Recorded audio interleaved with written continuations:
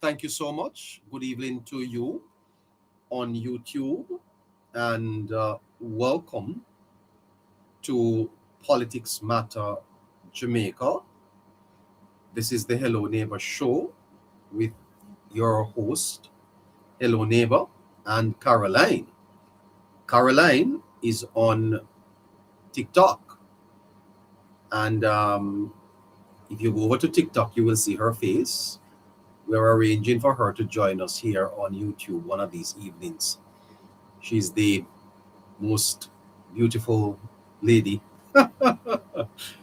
on TikTok and of course anywhere on social media. Good evening to you, Caroline. How are you? Well, hi, good evening, neighbor. I'm doing well. Thank you for your kind compliments. You're actually speaking to my audience over here on YouTube. If you notice, I'm looking straight in the YouTube camera. Oh, Yeah, I'm not looking at TikTok at all. You will have to talk to those folks over there. I'm dealing with YouTube here. And YouTube, are you hearing her? I'm gonna bring her over here well, one night. Yeah, go ahead. good evening to everyone on YouTube and TikTok. I hope you had a great day. Neighbor, today is a lovely day.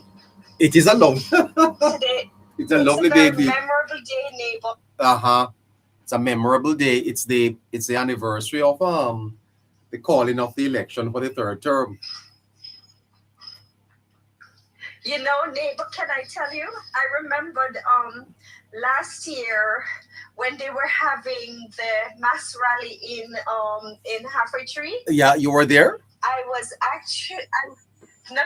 I was in Jamaica, but I was leaving to go to. I was in St. Mary, and I was driving to Montego Bay to the airport to leave. Uh-huh. So I passed all of those buses on the road with tons of people. Neighbor, I really wanted to turn back. Yes. Like, Oh my I wanted goodness. to go to Halfway Tree more than. I hope I have scratched it tonight because boy I tell you what a fantastic. By the way, I saw someone today saying that they miss the campaigning, they miss the festivity of campaign. Jamaican elections are very, very exciting things, Caroline. It is. It is. It's really a very exciting time, but it's also a very. We have a lot of nail biting moments, you know? Call it, Andrew, call it. Boy, I tell you. But Caroline, the government is on its third term, historic third term for the Mhm. Jamaica Labour Party. Never before have the Jamaica Labour Party won a third term in office. And I must tell you, Caroline, Mhm. that I drive around Jamaica. Sometimes I walk, and there's no question that this government is doing well for the people. Neighbor, we have never in the history of Jamaica seen taxpayers' dollars at work like it is now. Never. I've never seen it, not in my lifetime. It's the first. Neighbor, there's just so much happening. But interestingly, neighbor, I was actually in Anota Bay today and I Uh-huh. was speaking to one of those vendors that sells vegetables and stuff out there, Yes. and we got into some political conversation. And one of the things I understood in this area, neighbor, is that a lot of people are thinking that the roads that are currently being fixed, especially in constituency that the PNP won, Uh-huh. people are actually thinking that it's their MPs that is fixing the road. So I felt like I spent an entire hour today explaining the whole procurement process and all of these things to these people. So I felt like I had a full day of campaign. You never stop at all, eh? Look at that. You never stop at that. But but but Boy, but I but tell you. but And seriously, we were like, oh my God, I didn't know that. yeah, yeah. I think we are in a moment that transcends politics. And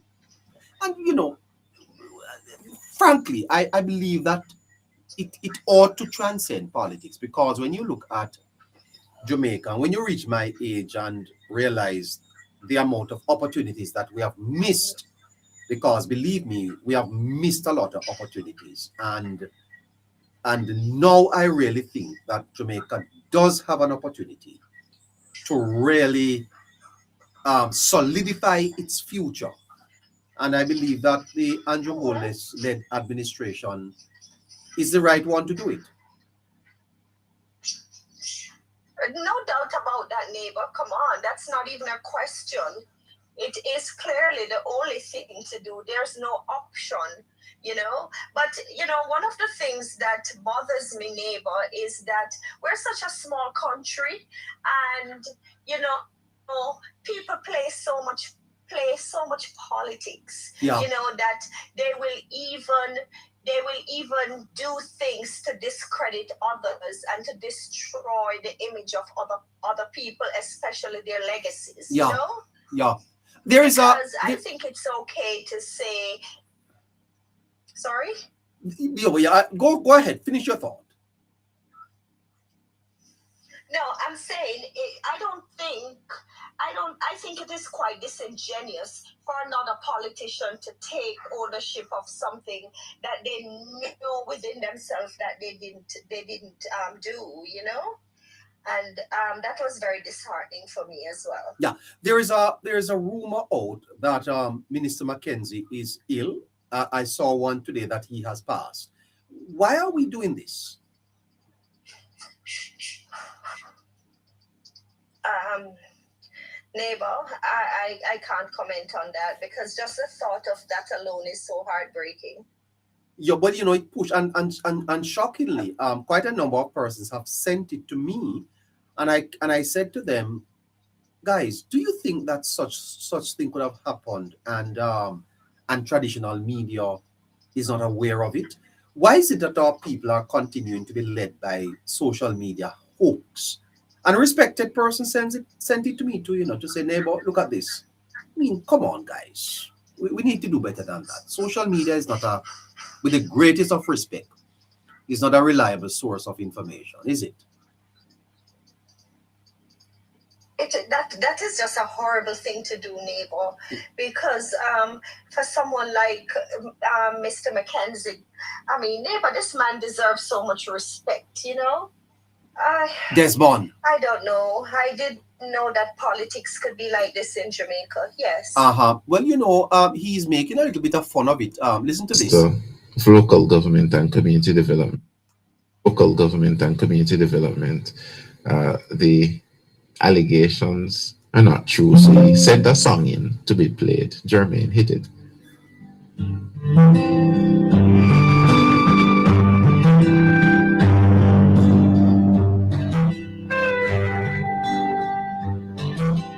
Red light, pepper light, yellow light, blue. They went and pepper sprayed Desmond's eye, it's true.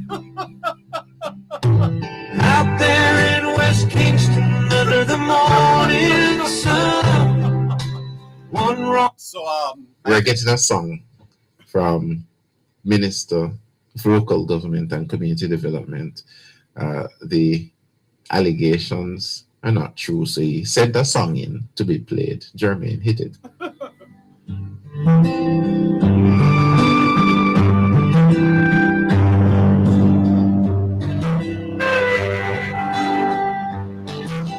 Red light, pepper light, yellow light, blue.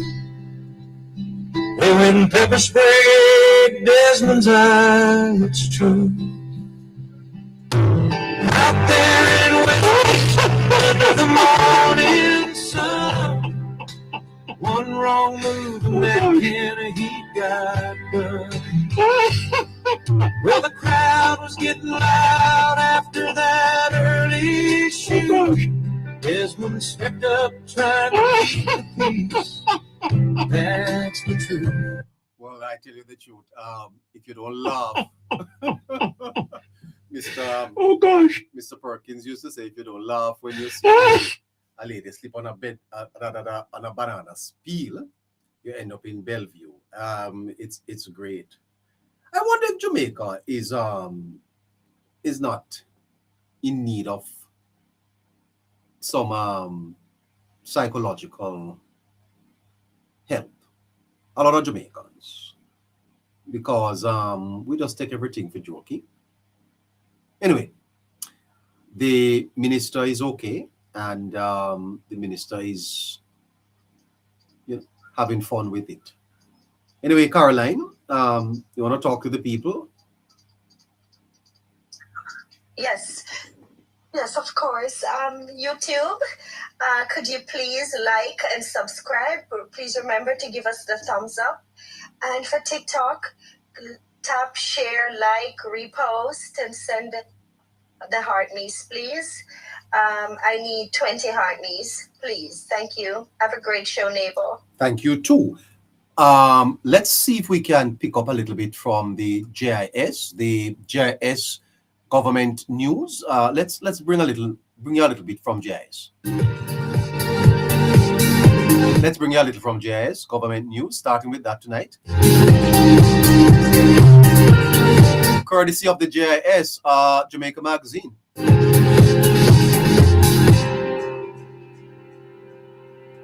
Hello and welcome to this edition of Jamaica Magazine. I'm Adrian Atkinson. Great to have your company on this informative half-hour journey. Today's program is packed with stories of innovation, opportunity, and transformation. We'll explore a new pathway for traditional ganja farmers to enter Jamaica's medicinal cannabis industry, see how cutting-edge technology is reshaping modern policing, and learn how parents and caregivers can help children build confidence while managing anxiety. Stay with us. We'll be right back. All right, so we encourage you to use the GIS, go to the GIS and listen to the GIS. GIS is government news, you see, and very, very reliable. If you want to know what is happening in the government, listen to GIS. We're promoting that here on Politics Matter Jamaica, that the GIS is a reliable source for information out of the government Don't let the heat of Jamaica. Where do you get your news? Get it from the GIS. It's credible news. If it's happening in government, it's on the GIS. All right. Let's take a little bit from GIS.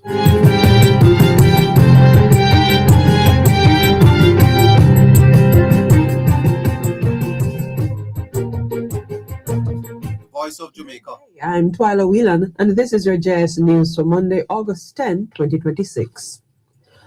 Prime Minister Dr. Andrew Holness is inviting greater investment from South Africa as Jamaica continues its post-Hurricane Melissa reconstruction and recovery efforts. Dr. Holness made the suggestion during a recent courtesy call with Deputy Minister of International Relations and Cooperation of the Republic of South Africa, Alvin Boats. The Prime Minister said the long-standing relationship between Jamaica and South Africa provides opportunities for deeper economic cooperation. We continue to work on culture and sports in terms of exchanges. But I do know that we also work very closely on exchanges in science and technology between your universities and the University of the West Indies. And that's always a very important area for national development for both our countries. Dr. Holness noted that several international tenders for rebuilding Jamaica will become available and welcomed South African companies to participate in the procurement process. For his part, Deputy Minister Boats reaffirmed South Africa's commitment to strengthening its relationship with Jamaica. We came here to, of course, seek further counsel and extend our deep appreciation for our bilateral relationship and the role Jamaica playing in terms of its multilateral leadership. The national policy on Okay, so there you have it. The government of Jamaica strengthening its relationship with South Africa, and a very high level visit came in last week from South Africa.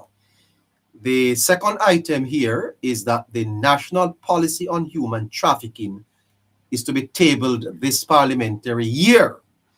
Let's go back to JIS to get that story. Human trafficking is expected to be tabled during this parliamentary year as the government strengthens its efforts to disrupt trafficking networks and protect victims. Minister of No, talk about trafficking. I'm not to be doing this still, but I'll back that up for you. Just before we came on here, we got news that one container load of coke. The news is saying coke and more coke was found. Let's go back to the National Policy on Human Trafficking, and that is to be tabled this parliamentary year. News from the GIS. Protect victims. Minister of National Security and Peace, Dr. Horace Chang, gave the update at the third staging of the Office of the National Rapporteur on Trafficking in Persons conversation. It was held under the theme, The Digital Trap, Understanding Cyber Trafficking. Dr. Chang says the updated policy will put Jamaica in a strong position to increase the country's current Tier 2 classification under the Trafficking Victims Protection Act. It's practically ready. We had a delay when one ministry did not comment, and that comment is finished. I think it's going to a kind of editorializing now. And work has been done in sensitizing a wide cross-sector the police force, trafficking, and I think they have had some apprehensions. It's reported that 79 human trafficking investigations conducted last year have led to arrests, charges, and court action. This included the arrest and charge of 9 alleged traffickers. We have to make every effort to disrupt those who are involved, find them, identify them, and find a way to not only change their behavior, but take some of them out of society altogether. Construction on a major expansion. All right, so that's the second story. So we are promoting the GIS. We are using our platform to promote GIS. We want, as part of the quest to inform Jamaica, we are pointing you to GIS. GIS is a government information service, and Politics Matter Jamaica is encouraging our viewers to watch, to listen to the GIS.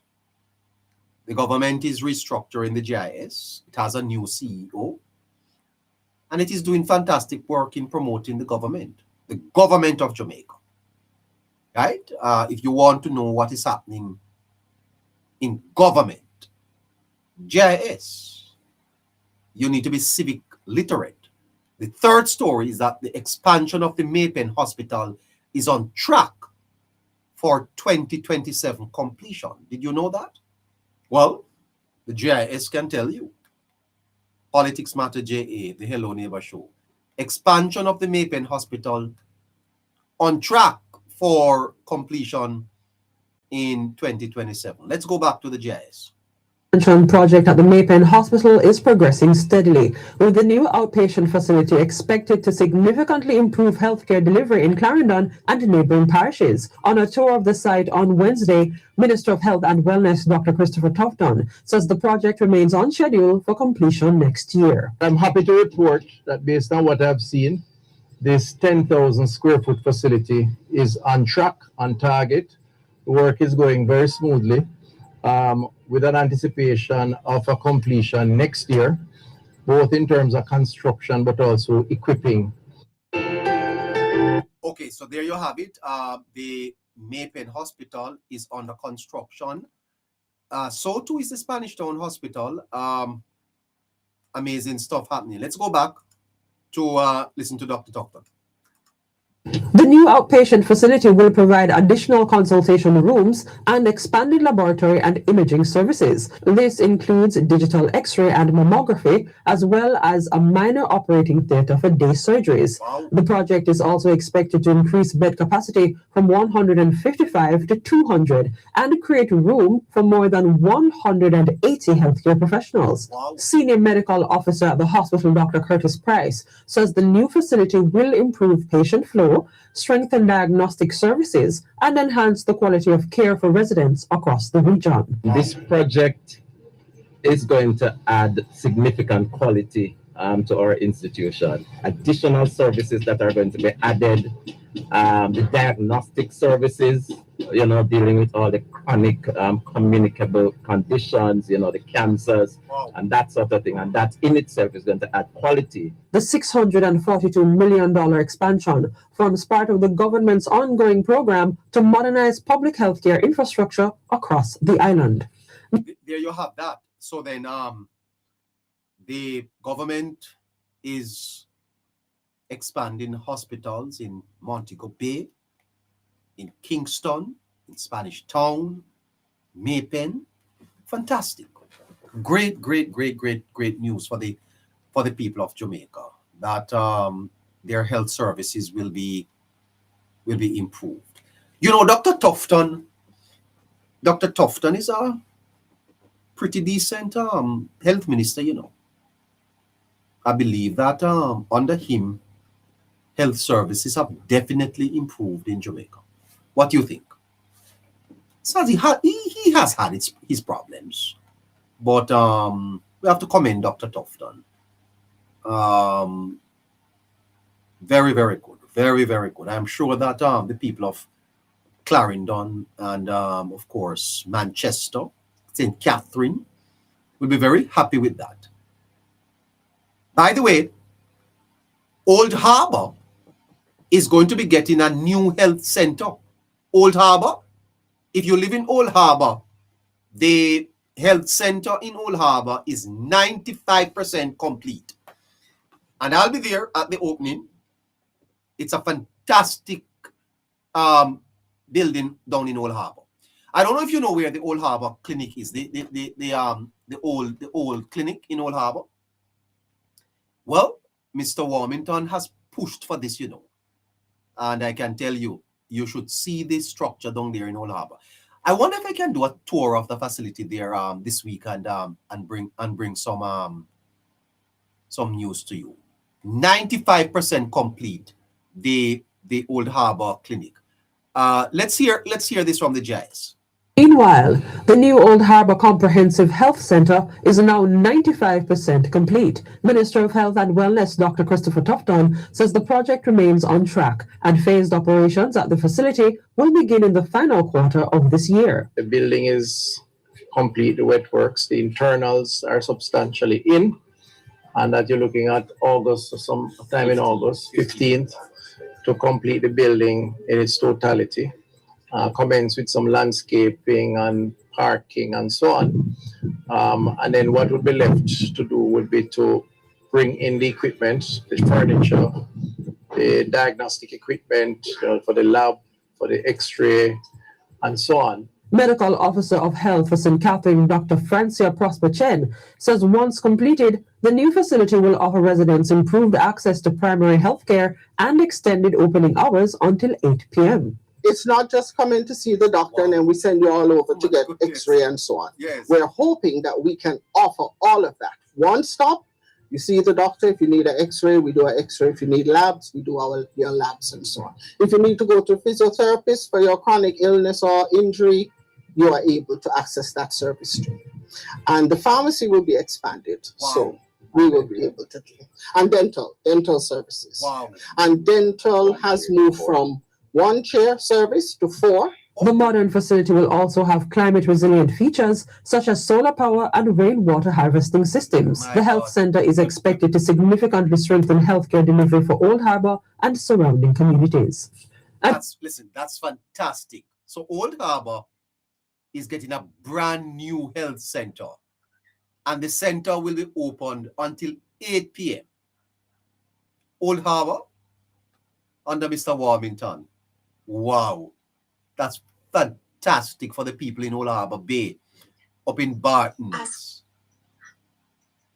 Go ahead.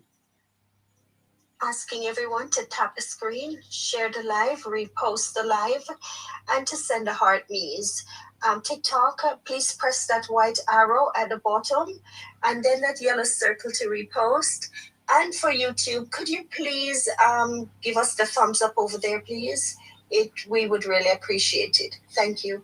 And don't forget to subscribe to our channel. Excellent. Okay, so people from up in Bartons, Maca Tree, Gutters, Bushy Park, And you know what this is going to do for Spanish Town?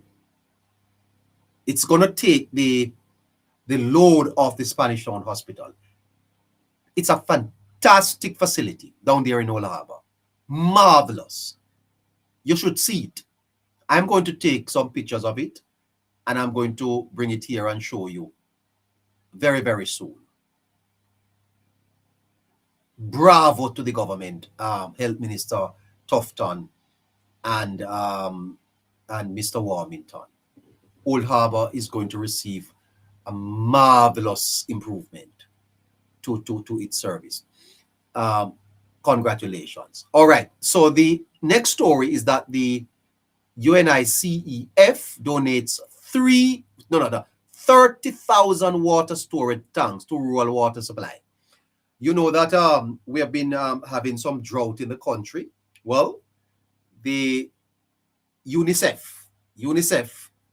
donates 30 water storage tanks to Rural Water Supply Limited. Let's go back to GIS.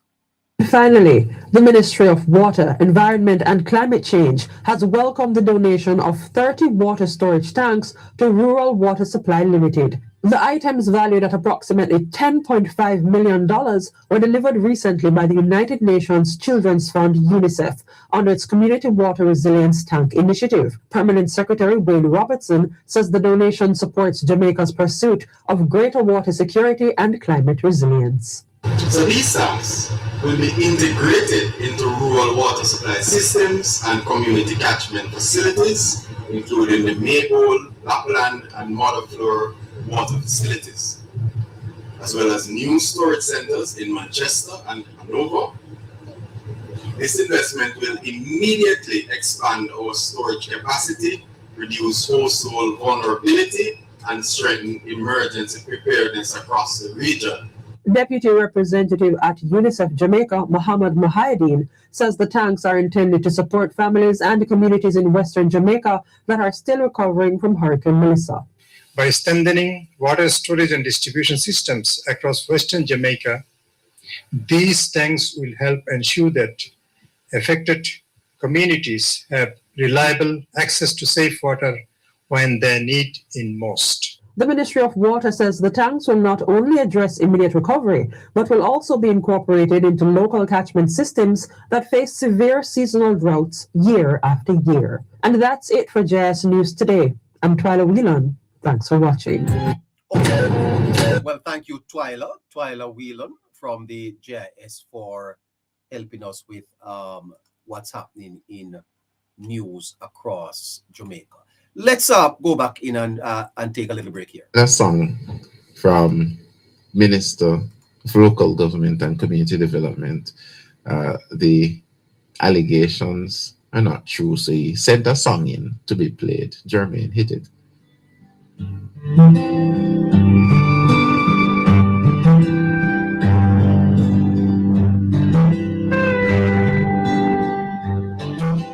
Red light, pepper light, yellow light, blue. They went and pepper sprayed Desmond's eye, it's true.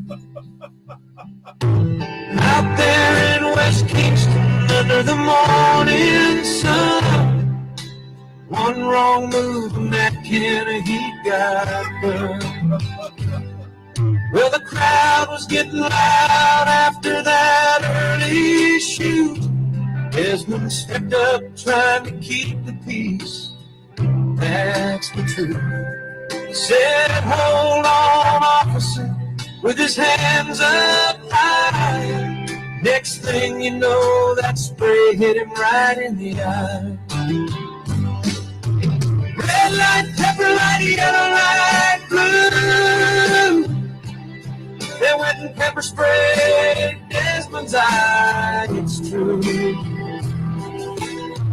Well, that song was sent to Nationwide by Desmond McKenzie. And Mr. McKenzie wanted Nationwide to play the song because there are all types of rumors circling in Jamaica. Anyway, let's move on. 15 minutes to 8 o'clock.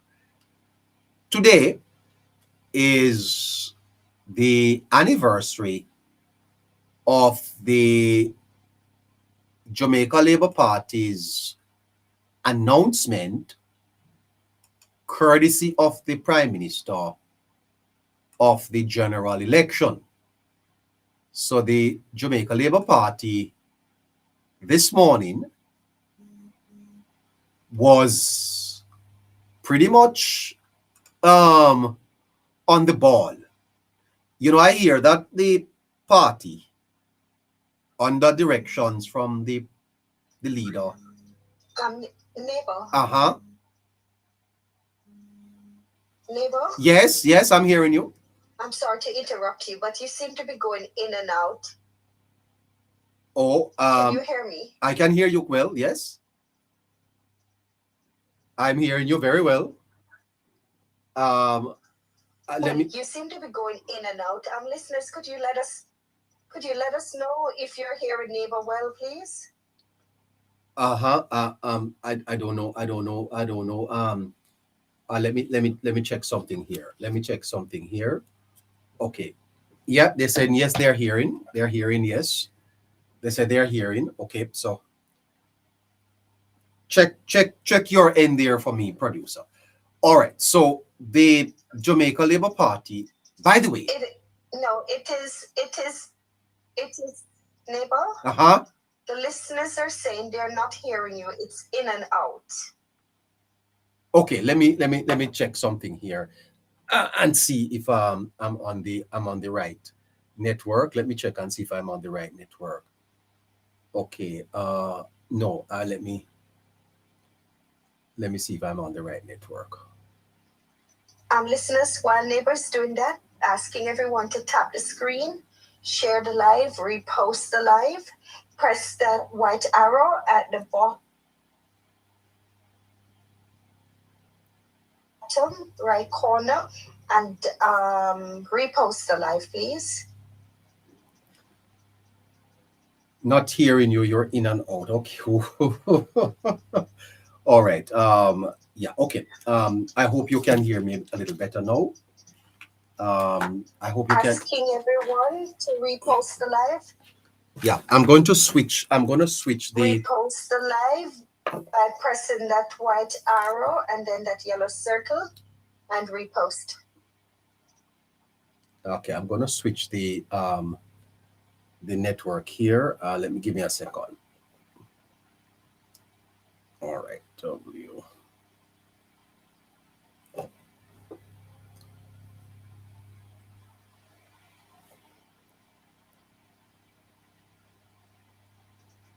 Asking everyone to repost the live and to send a heart raise, please.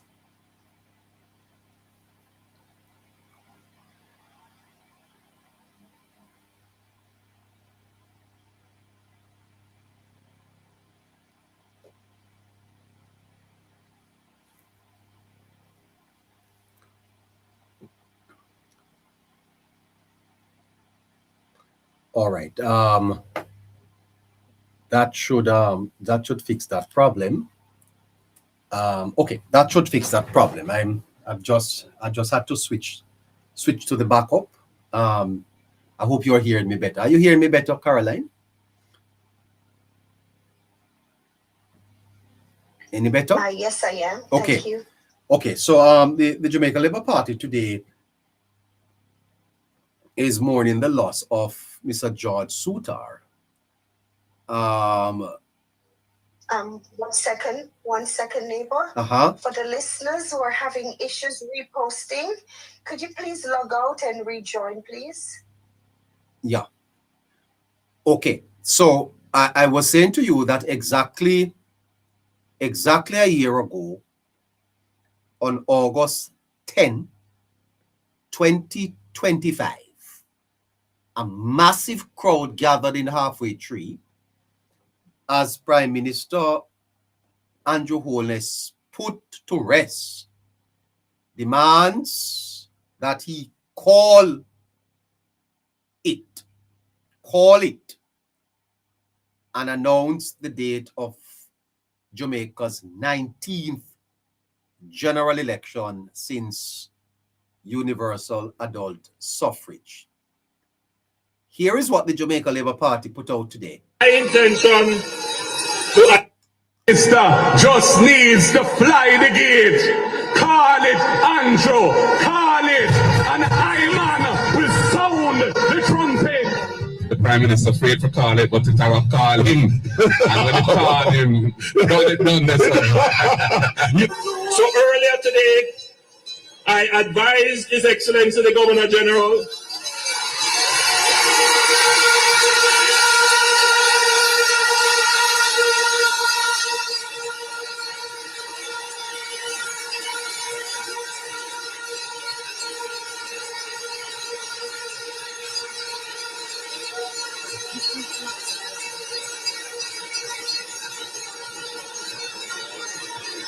of my intention to announce the general elections.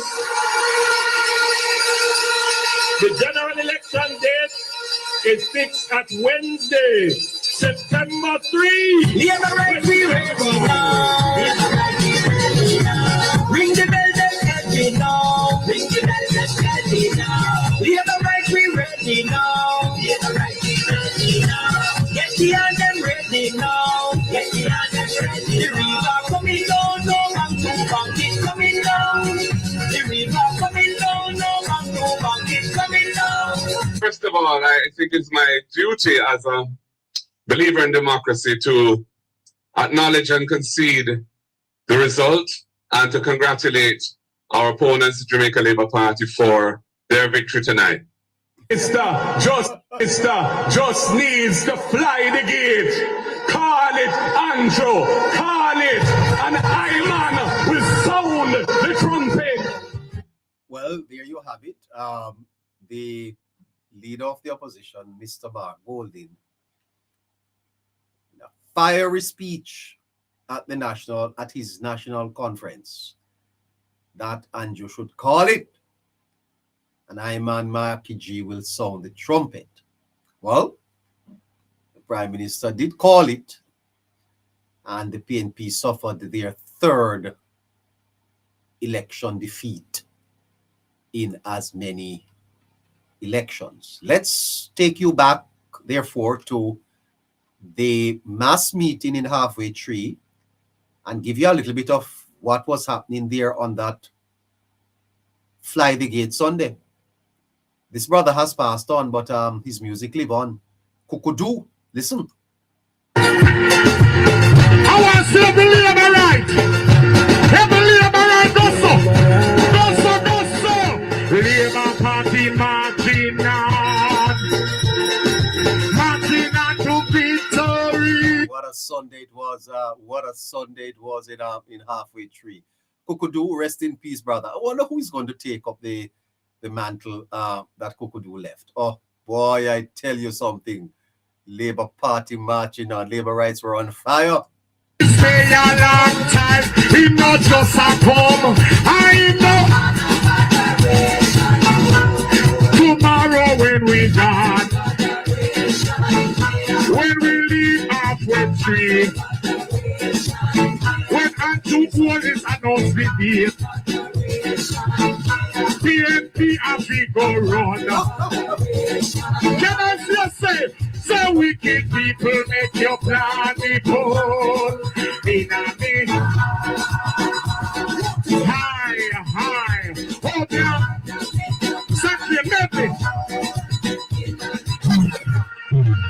That was Halfway Tree. That was Halfway Tree. My goodness gracious me. As a matter of fact, they're already calling for the fourth term. What a bam. What a bam in Jamaica when the fourth term drop. Some people are talking about five straight under them. Was it? Kukudu, you were in Halfway Tree, brother. How you doing? You pass on. Rest in peace, brother. Let's go back to Halfway Tree. Let me see if you remember that one here. Let me see. You remember the one here? You remember the one here? You remember the one here? You remember that one here? Halfway Tree, go so. Halfway Tree, go so. Go so. Party marching on. Almighty Labour Party marching on. Was a fantastic election, you know. You remember Mr. Crawford? You remember Mr. Crawford? My goodness, it took me so much today. I want to see the Labour right. Every Labour right, do so. Labour Party marching. 1 year ago, the elections were called. 1 year ago. Marching on to victory. Labour Party, marching on to victory. Me can't say it again, say it again. Labour Party marching on to victory. Hi, Labour Party.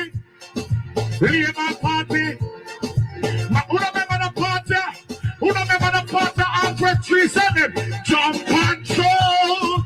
Tell it all about. We should. I the party. Me and me neighbor. Voting for Labour. Well, this is the Politics Matter Hello Neighbor Show. Voting for Labour. Hello Neighbor Show. This is the Hello Neighbor Show on your live 4 minutes to 8 o'clock. Hold on, Sanjay. Take it out. Check it out. Hold on, Sanjay. Bro, you play back in medley. Hold on, why play back in medley? Can I see one different one? Let me sing long time. Let me see what I remember now one or two. What are people? Tap and share. We're in halfway tree. Labour.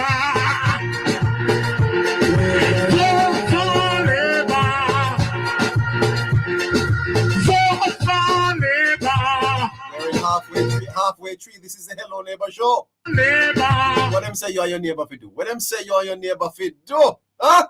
Going back to Parliament, Labour alone, we give our vote. Labour Party, we love the most, and them alone. We are dancing, vote for Labour. Make we vote for Labour. After tree, vote for Labour.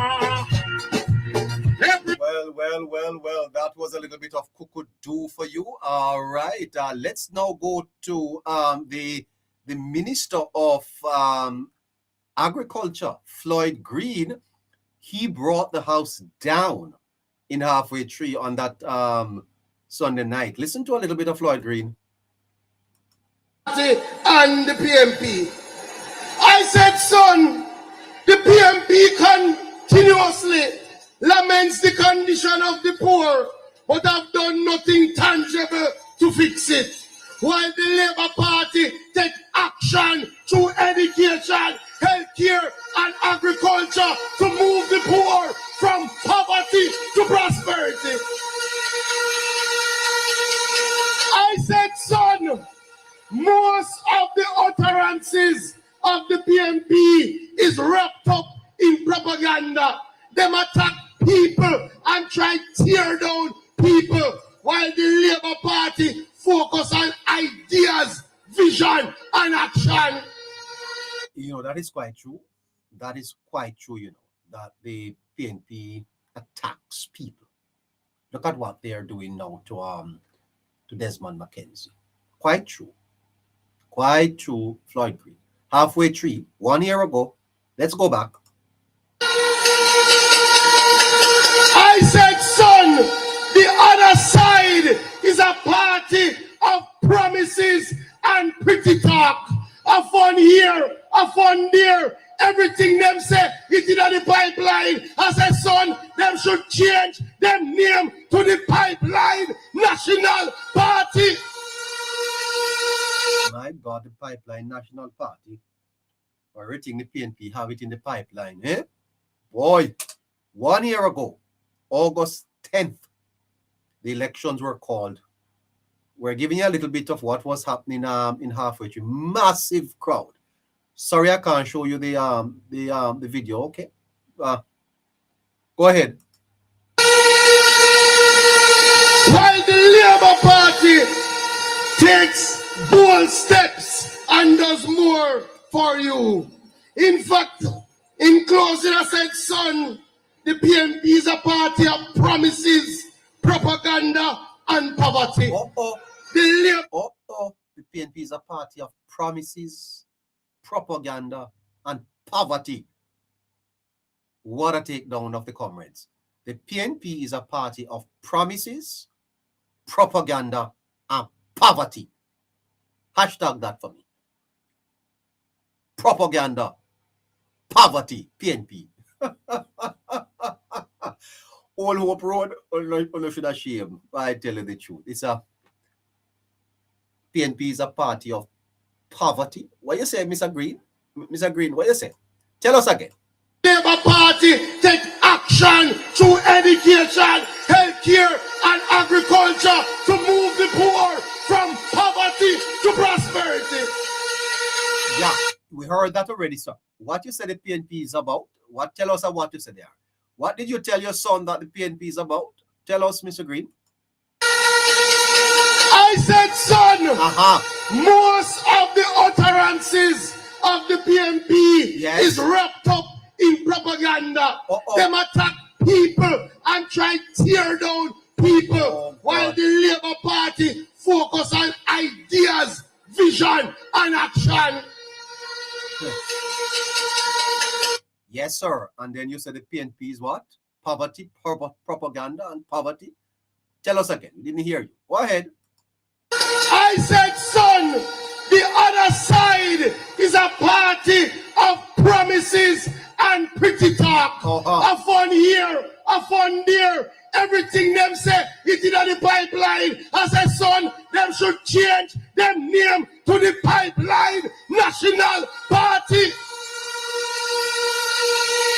What is coming out of the pipeline, by the way?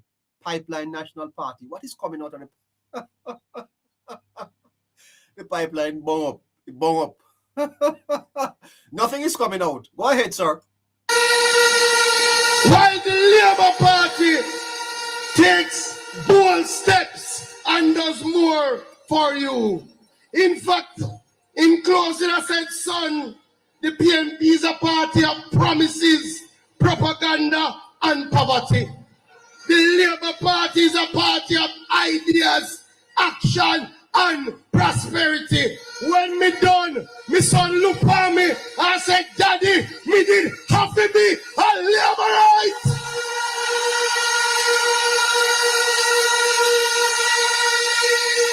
When it comes to agriculture, we have shown how ideas and action can lead to prosperity for our farmers and fishers.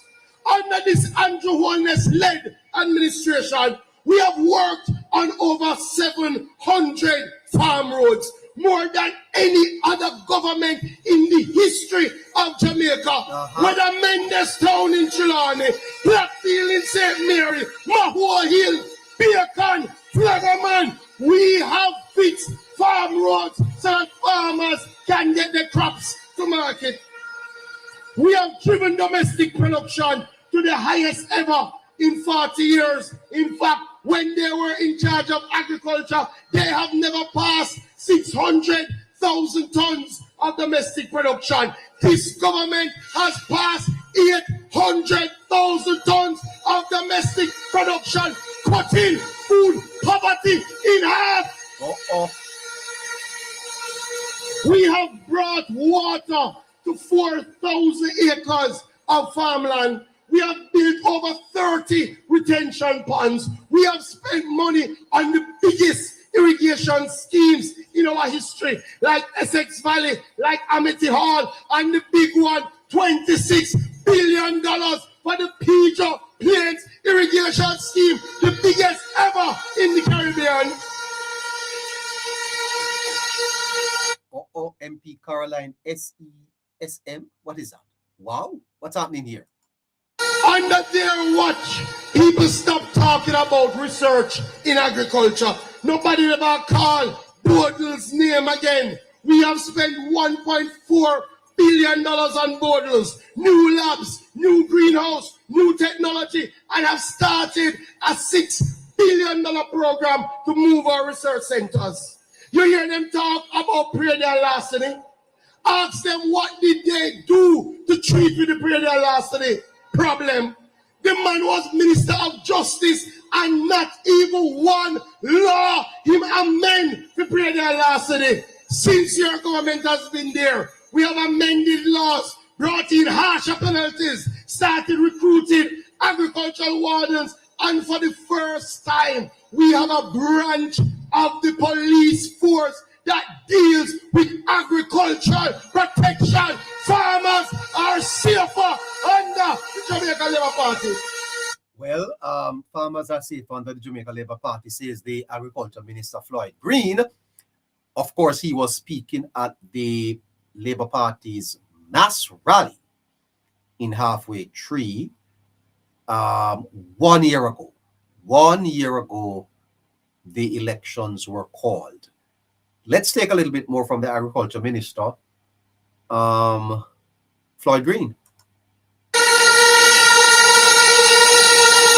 There is so much I could talk about. When we came, Rada only had 7 tractors. 7 tractors for the whole island. Under your government, Rada now have 22 tractors, more than 10 backhoe. We have onion harvester. We have trailer. We have mechanized agriculture.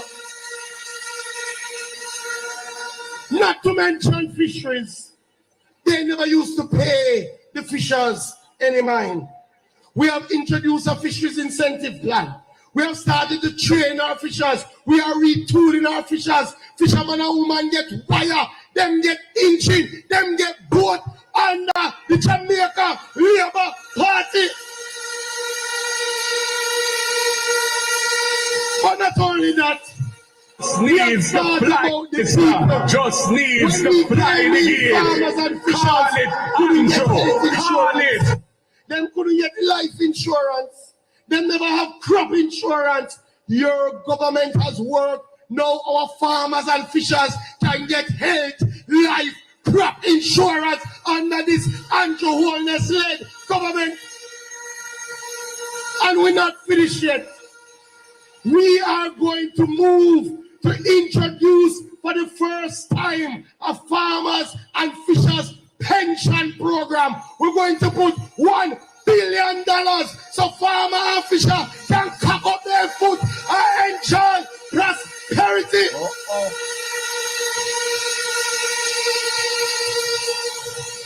I hear them talk about funding. By the way, the elections were on the 3rd of September. We're going to go for the manifesto.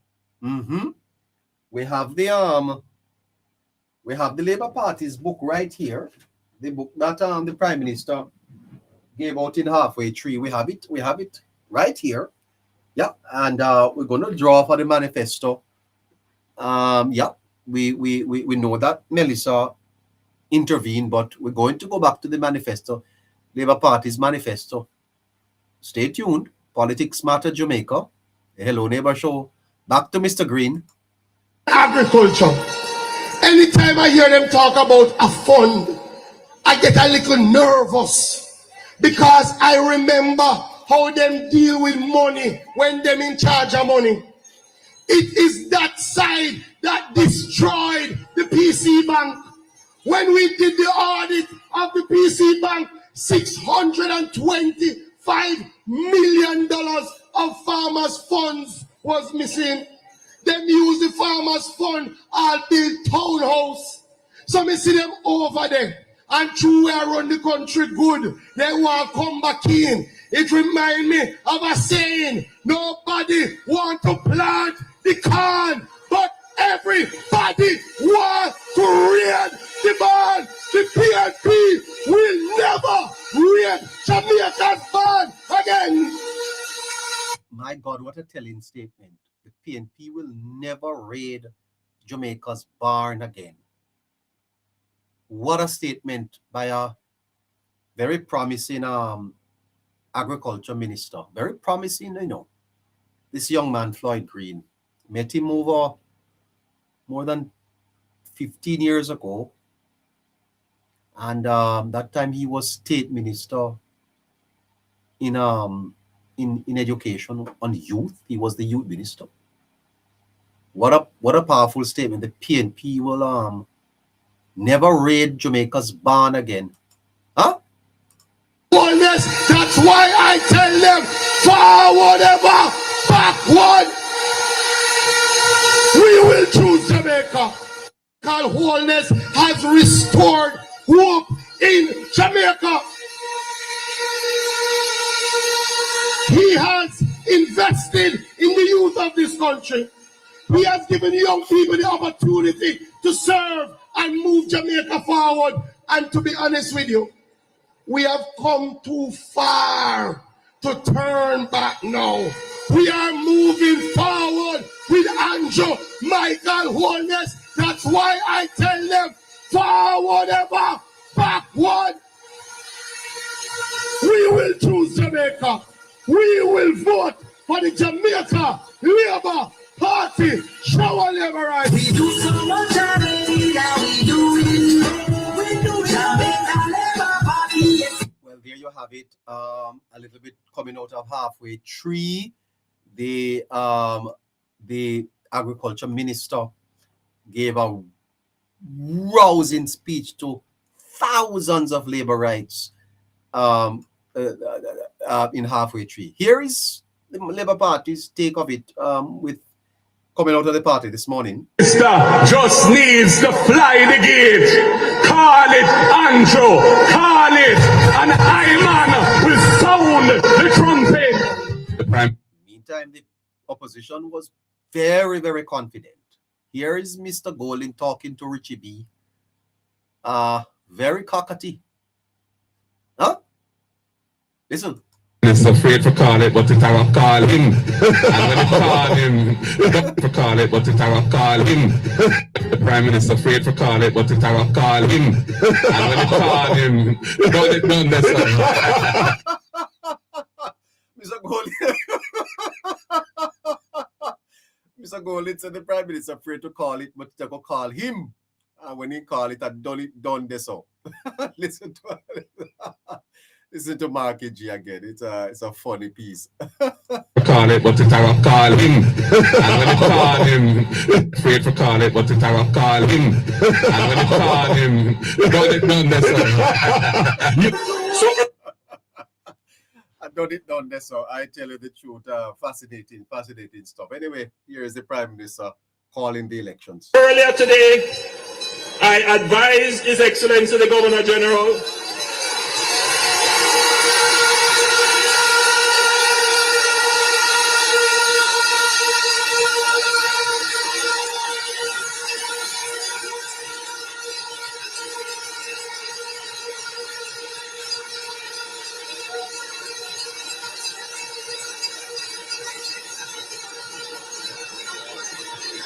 of my intention to announce the general elections.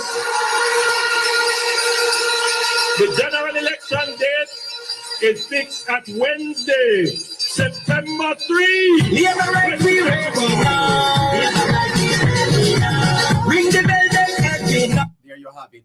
1 year ago, the elections were called, and I wanted to give you a little bit of what the Prime Minister had said on that fateful night, but I think we can get there later on. Time is going. It's 14 minutes after 8 o'clock. Let me share a few thoughts with you. The elections are not just about politics. Elections are also philosophy. 1 year ago, there was pressure. Call the elections. Call it, Andrew. Call it. And we call that the moment of decision. The moment of decision.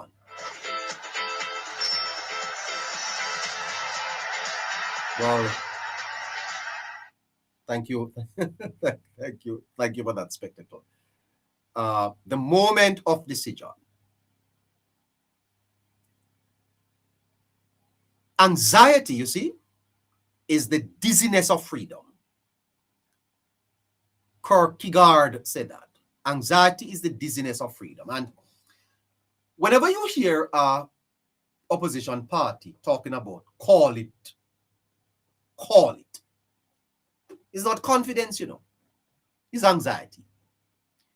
The opposition was very anxious about the elections. Anxiety is the dizziness of freedom. And the Prime Minister stood at the edge and he called the election. And Jamaica answered with 3 terms. The first time in 40 years. First time that the Jamaica Labour Party was winning 3 terms. And that was not just a win. That was a mandate. It was a mandate for stability, a mandate for continuity, and it was a mandate in a world that was unstable. Jamaicans on September 3rd said, the majority of Jamaicans said, we want continuity. We want stability. And the more I think about the politics of Jamaica, the more I realize that if the PNP does not radically transform itself, it is going to be stuck in opposition for a long time. This is neighbor analyzing the politics. You see, Jamaica is changing. The voters of the 80s and the 90s are no longer in the majority. And I get the feeling, based on data analysis, empirical data, algorithms that I have looked at, online views, that Jamaicans are invested in their future. That the Jamaican people are invested in their future. And that they do not see the opposition PNP as part of that future. Remember now that government derive their authority from the citizens. It's a partnership that you enter into with your government. It's called a social contract. And so they asked for the fight, and Mr. Holness showed up, and they lost. Mandate means reality. And so the mandate given to the government on September 3rd, they were hit with a number of things, including Hurricane Melissa. I heard Mr. George Davis making a commentary this morning, and I think I should play that for you. Let me play that for you and get back here.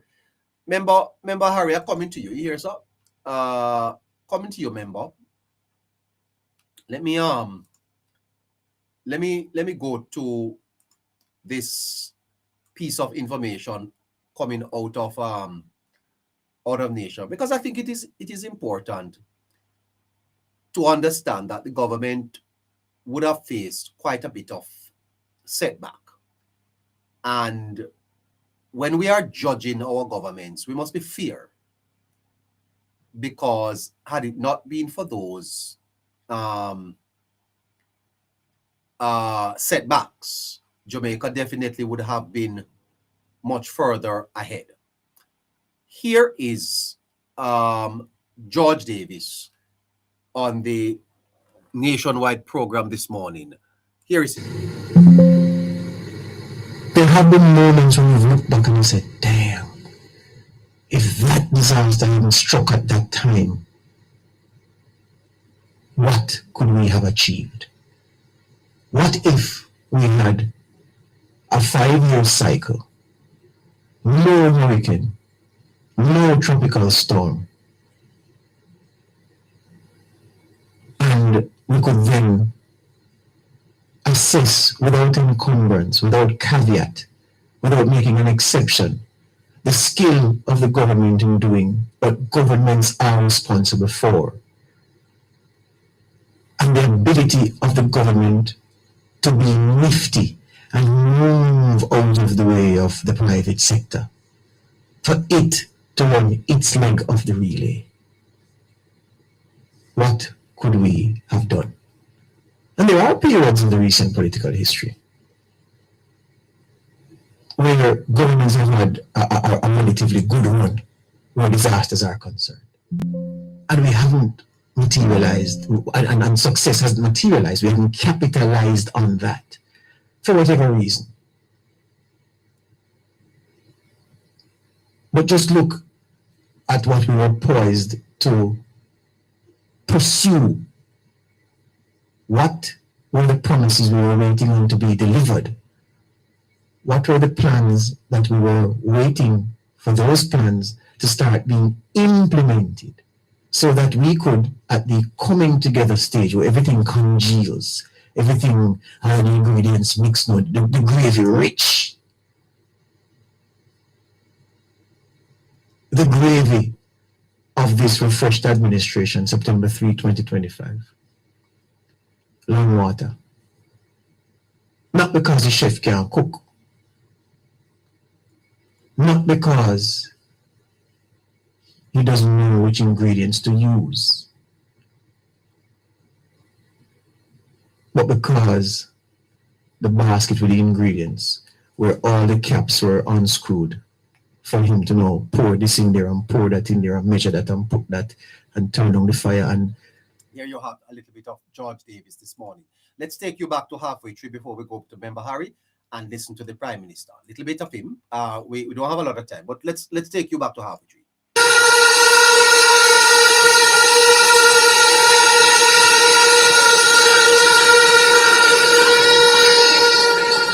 And I have had the privilege of working with some of the best Jamaicans, some of the most caring, some of the smartest Jamaicans who have served Jamaica.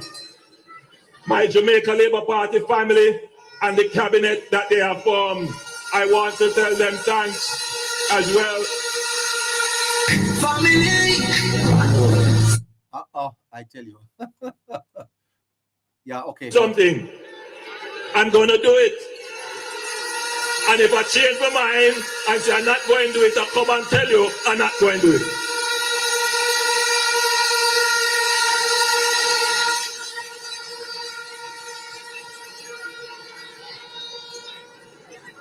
And so the people have brought their dreams, their hopes, and aspirations to me and my government because they see that we have performed and that we can deliver. They see it. They see that some of the most intractable problems in the history of Jamaica, this government has taken them on and has transformed them.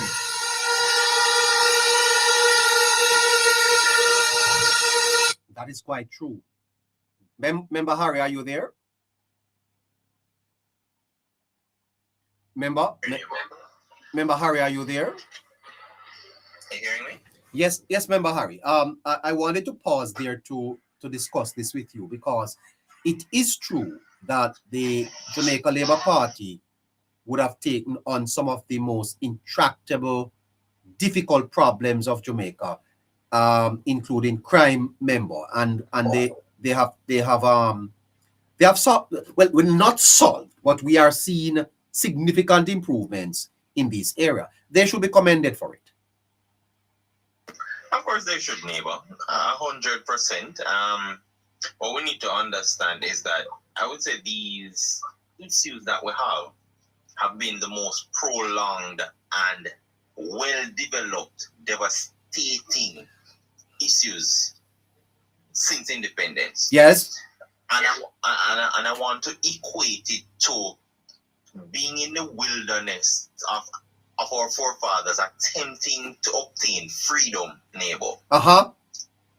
Because what we've found since independence is that we weren't really a free nation from a political standpoint, which hurt the humanness within Jamaicans. Yes. Right?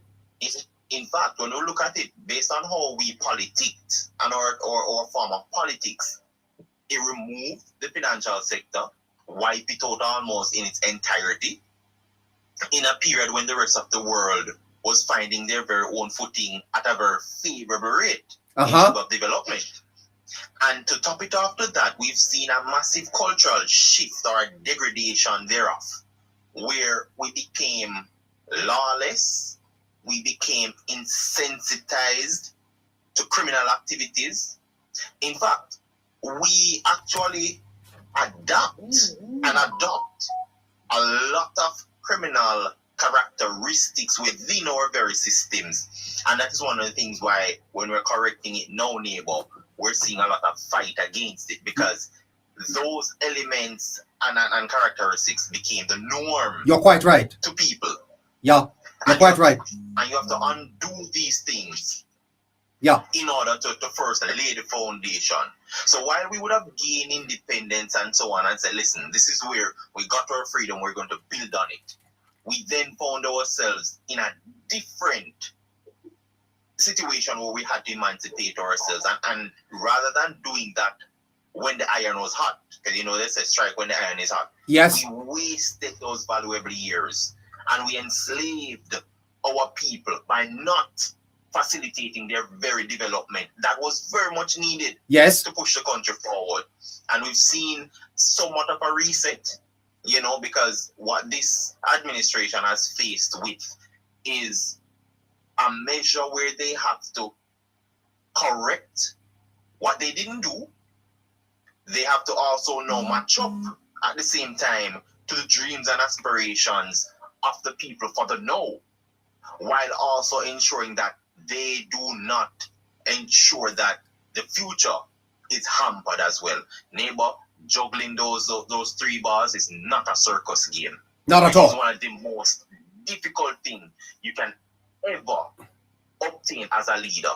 Because I can tell you, neighbor, I wouldn't want to take on that task. But I commend Dr. Holness for doing it. Yes. For arriving when he did. Yes. And for those who was able to put him there, gave him the mandate and trust him. Yes. Not once, not twice, but 3 times on the go, neighbor, because they saw something in him that was different from what they're used to. And they said, this time we're changing course. Fantastic. Let me ask you this before I get to Scratchy and Lennox. Member Harry. Member, I interpret the decision of the people. We will assess that come September 3. As I said, we are drawing for the manifesto of the party to remind Jamaica what the party campaigned on. But remember, continuity and stability. Would you agree with me that those 2 words encapsulates what the election results were about?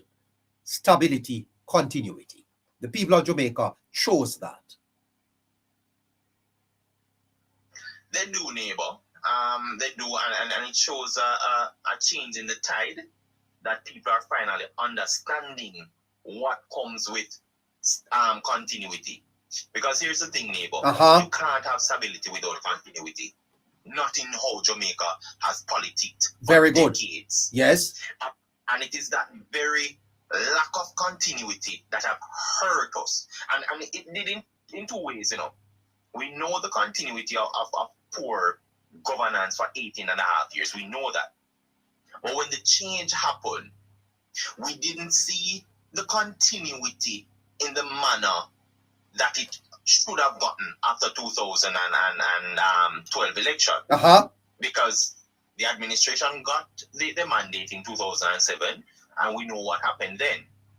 But regardless as to what transferred and transpired in that time frame, that government of the time still showed that they knew how to handle one of the worst crises in 100 years and should have retained the position to continue and build out the foundation that they set out on. Yes. Right? Now, the continuity of that foundation continued, yes, but in a different way. And not because the administration that took over had a choice. They didn't.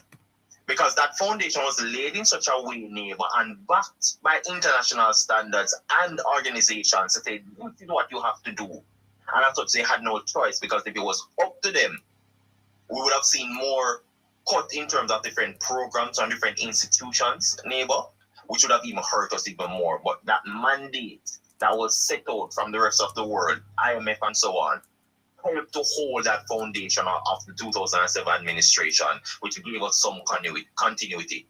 But with good governance and continuity, we've not only been able to see policies change and see programs going through, we've seen consistent and resilient built out, neighbor. Because I can tell you, if we didn't get that continuity from 2016 to now, we would be here tonight speaking in the manner we are able to do after Melissa, after the worst category disaster in over 100 years in the Atlantic. Without that continuity that gave us the stability, and specifically as well, neighbor, people need to understand that in order to have any form of economic resilience, any form of economic growth, any form of economic rebuild, you need continuity of good governance and fiscal responsibilities. Yeah. Let me go to member Scratchy. Member Scratchy, how are you?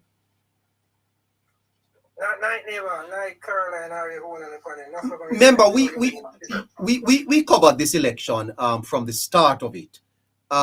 We did the forecasting. Remember, at what were the highlights of the election campaign as far as you are concerned? How did it go? Looking back at the election campaign, neighbor. Yes. I think, neighbor, the campaign, neighbor, was a campaign that we have never seen before, neighbor. Probably in our political history. You know, I think the Jamaica Labour Party, neighbor, ran a masterclass campaign in terms of the messaging, neighbor. We saw the impact of the Prime Minister when the Prime Minister went out in the streets and gave out the booklet which contained 250 achievements. We saw all that kind of... You think that this book here had a significant impact on shifting the election? All right, I wouldn't say entirely, neighbor, but had some form of role, neighbor, because when we saw the impact, neighbor, that the book had, neighbor, at the time when the Prime Minister stepped out there in the streets, neighbor, the towns of Arbitrary and otherwise, neighbor. I was handing out these books, neighbor. And we saw how long it lingered, neighbor, on social media. We saw how long it lingered in the press in the election, neighbor, with work in the favor of the Jamaica Labour Party, neighbor. So I definitely would say, neighbor, that the book played some role, neighbor, in lifting, neighbor, the energy of the party, neighbor. And the book also played on the minds, neighbor, of the persons who consider themselves non-participant or swing voters or persons who are inclined to vote normally in the electoral process, neighbor. That book played a role, neighbor, and the mindset of the well-thinking Jamaicans. No, do 1 year after the call, Scratchy, before you answer that, did you expect that the election would have been and I must tell you that the assessment afterwards have suggested that it was a fantastic third term win for the Jamaica Labour Party. Speak to that first, Scratchy. The fact that the Labour Party earned a third consecutive election, the first time in its history. Speak to that and what it meant for labor rights. I'm definitely neighbor, never for neighbor. Attempts were definitely made neighbor, but we never achieved it neighbor. In 1972, last election, we were going for the third term neighbor. In 1989 again, and Mr. Siaga, we were going for the third term neighbor. We lost the election in 1989 neighbor, and from us it was the People's National Party, 4 consecutive elections neighbor from 1989 till about 2002. You know, we saw where we wrestled and came back in 2007 neighbor. But to speak on what you're talking about neighbor, it definitely a lot of persons neighbor might look at it and say neighbor that 35, 28 is no big deal neighbor. Compared to the Jamaica Labour Party neighbor, when the Jamaica Labour Party came back to relevance and won back an election in 2007. If you look at the seat count in 2007 neighbor, if you look at our loss in 2011, yeah, we know the anomalies in 2020 neighbor. And if you currently look now neighbor at 2025 election result neighbor, it is a total reshape neighbor, we can say a rescope neighbor, the political landscape. Because neighbor, it is a very sentimental point that we must point out going into the next general election, is that the Jamaica Labour Party neighbor is going into a general election come 2030 or whenever neighbor, with no one first term member of parliament. Oh my. If all of these candidates neighbor, 35 should be on the slate neighbor, that one of them is a first term member of parliament neighbor. And you know that's a powerful point, you know, because after 2 terms, you basically cement yourself in the seat, you know. Neighbor, after 2 terms, neighbor, you basically cement yourself in that seat, neighbor. I don't see how you're gonna lose that seat again. That is true, you know. Neighbor, as a member of parliament who's put in the work. That is true, you know. A seat like a central Manchester neighbor. That is locked up now. You know that Garden neighbor. That's locked up now, yeah. That central Manchester lock up neighbor. Yeah, you're right. You're right. So you have to look at the political landscape neighbor. And that would be the same thing with Tova Hamilton and that young girl over there in St. Anne. Them the lockdown now. Definitely neighbor. Not one of these members of parliament neighbor. 35. It's like you're going into an election neighbor with 35 comfortable constituencies neighbor that you're putting some work in, and you don't have any first term member of parliament neighbor in 35 constituencies. That is very strong, and that is a very powerful going into any election neighbor, and that is an advantage team to make a Labour Party. Well, no. What does it say, therefore, Scratchy, about the PNP themselves? Because 3rd term win for the Labour Party is a 3rd term loss for the People's National Party. You were very much part of the party on the ground people when the party had that long time in opposition, 18 and a half years. You think that the PNP right now seem to be becoming affected by the length of time they are spending in opposition? You think that it is now affecting how party cohesion and party unity? Definitely neighbor. Opposition neighbor is not a very nice place to be neighbor, especially for an extended period of time neighbor. We saw what happened in the Jamaica Labour Party neighbor in our bad time neighbor. As a result of being in opposition over an extended period of time neighbor, the party was divided neighbor. We are seeing that now over the People's National Party neighbor. This is not something that they are used to neighbor, but this is something neighbor that it is definitely some form of comfort zone for them going forward, because I just can't see the People's National Party neighbor winning an election anytime soon. You know, so definitely neighbor, the opposition have a lot of transition to go through neighbor. There's going to be a lot of infighting over there neighbor, and all of that infighting neighbor that will be going on over the opposition side neighbor. I don't want persons to look at it with any form of skepticism or look at it and say it is bad for our politics neighbor. It might be bad for our politics, but despite it being bad for our politics neighbor, from a whole holistic approach and from a national level neighbor, it is good for our governance structure. And it is good for our citizens going forward, neighbor. As long as there is a People's National Party in opposition, neighbor, as long as they are fractured, as long as they are broken, as long as they are divided, neighbor, we're going to continue to keep them there, neighbor. And no matter how much noise they want to make, neighbor, It's gonna be hip hip hooray, and you hear hip hip no more neighbor, no more hooray. Just like everything that they have come with neighbor. They have come with every single thing that the government neighbor. Nothing don't stick. Not one have stick on the government. They're in opposition neighbor. And it is first in a very long time, it's the opposition party neighbor. Is being embroiled in so many internal corruption neighbor.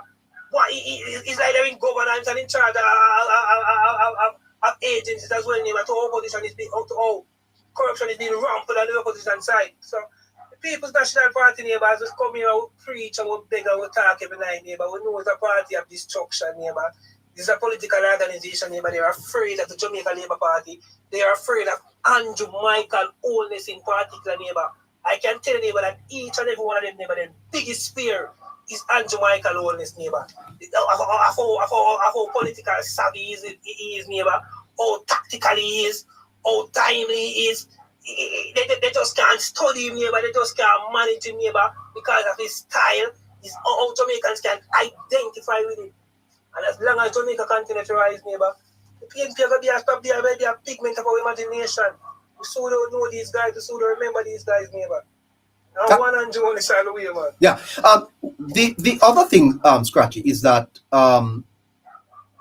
after the hurricane, after the election, the world went topsy-turvy with the Iran war and Hurricane Melissa.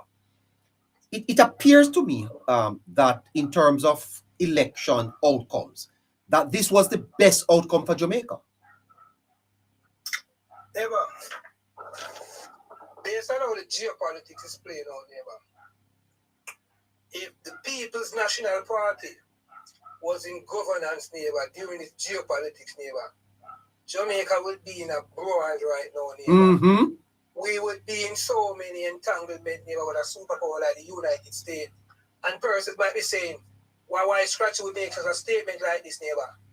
The People's National Party, neighbor, the Jamaica Labour Party to come in at Johnson Smith and the cabinet and led by Andrew Michael Holness has managed neighbor to take control neighbor of our foreign affairs neighbor with diplomacy and in diplomatic ways neighbor. It has softened us as citizens neighbor. It has given us as citizens neighbor some sort of relief to know that okay there's understanding between there's bilateral understanding between our countries neighbor and big superpowers neighbor. Compared to the People's National Party was in power neighbor, we see their stance neighbor and the whole Palestinian issue neighbor. How they talk about that neighbor, that was something very important. We saw neighbor how close and how loyal they are neighbor to Venezuela neighbor. Yes, that was something. The Cuban situation with the nurses. When you look at even the Cuban situation, neighbor, these are all things, neighbor, that the People's National Party has strived on, neighbor. The PNP has strived on Cuba, neighbor. The PNP has strived on Venezuela, neighbor. And they would have went out there, neighbor, and put our life at jeopardy, neighbor, by standing up for these rogue nations, neighbor. Instead of standing up for our number one partner, neighbor, stand with our number one partner for the interest of the majority of our Jamaican citizens, the United States. PNP would have obviously that water, neighbor. God know what he was doing, neighbor. Jamaicans know what they were doing when they went to the polls on September 3rd and elected the Jamaica Labour Party for a third term. Because, neighbor, the level of diplomacy that we are seeing, neighbor, I can put my head on the block, neighbor. Angela Brownberg, neighbor, couldn't produce Mrs. Brownberg, wow. Neighbor, Angela Brownberg couldn't give us these type of result, neighbor. Yeah. It would have been chaotic. It would have been worries between Washington and Kingston. You're quite right. Scratchy, the PNP lost at their best game, the ball game of politics. The PNP lost at it. And you know, Scratchy, I will tell you this, that when I think about Andrew Holness beating the PNP 3 times, it's no easy feat, you know, Scratchy, because the PNP knows how to play politics, you know, and they lost against their best game. How did Holness manage to pull this off 3 times? I mean, neighbor, Andrew Holness, neighbor, I often say that neighbor, Andrew Holness is a leader, neighbor, that I believe the majority of neighbor of us, neighbor, have seen this leader grown in front of us, neighbor. We saw him coming to 20 level as a immature leader, neighbor. You know, a leader who called the election and lost it, neighbor. We have literally seen this man in opposition, neighbor. We have seen how Andrew Michael Holness neighbor has owned this crowd, neighbor has work on himself, has work on his level of confidence, work on his level of speech, and everything neighbor. We have seen him morph into who we have seen now, this outstanding leader neighbor. So my reason neighbor, why I think Andrew Holness outsmarted and outplayed the PNP neighbor is because of his reluctance neighbor to play the type of politics that the PNP wants to play. It says, my granny always tell me that it takes two to tango neighbor, and Andrew Holness did not went in and tango with the PNP neighbor. While the PNP was playing from the old political book neighbor, Andrew Holness was was creating a different script of how political campaign should be neighbor. And I think a lot of Jamaicans neighbor like the campaign that the Jamaica Labour Party was pushing neighbor. It was on point. You could know that it was talking about achievements while talking about while sending messages as if what is to come. While when you go to the opposition for any type of message, it was all about time come. You know, and person went and stayed for sound bites and to rhymes and stuff like that. So Andrew Holness neighbor didn't play into the politics neighbor. While the PNP was keeping state show neighbor, Andrew Holness keep the political parties on point and let the leaders and the speakers of the moment. No superstar didn't come and take away from the message that the party was sending. And that is why I think the Jamaica Labour Party neighbor excel with its achievement. The only government neighbor within the long term who could campaign on achievements. No other government, I don't think, who could have printed 250 achievements in a booklet neighbor and so we can campaign on this. And you said something neighbor that this election, I think this election neighbor really hurt the PNP neighbor. Nobody couldn't tell PNP so they wasn't going to win this election. I know that, yeah. Neighbor, there's no one who could have tell PNP neighbor that they didn't have this election neighbor wrapped up neighbor. Yeah, back by money. Back by money. The malignant use of money neighbor, they were saying to themselves neighbor that we are going to buy the election. We are going to spend and buy this election. We know what Jamaicans want neighbor. And that a corporate entities in Jamaica neighbor back them neighbor. Foreign agencies as well back them neighbor where their best interest was within the PNP neighbor. And they couldn't believe it neighbor.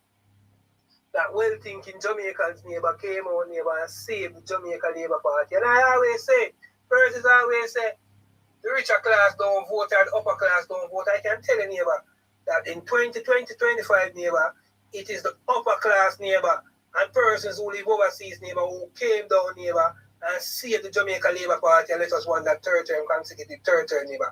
Because if you look at all of the constituencies in the neighbor, we're so-called middle to upper class living in the neighbor. The Jamaica Labour Party win all of those constituencies. Mm-hmm.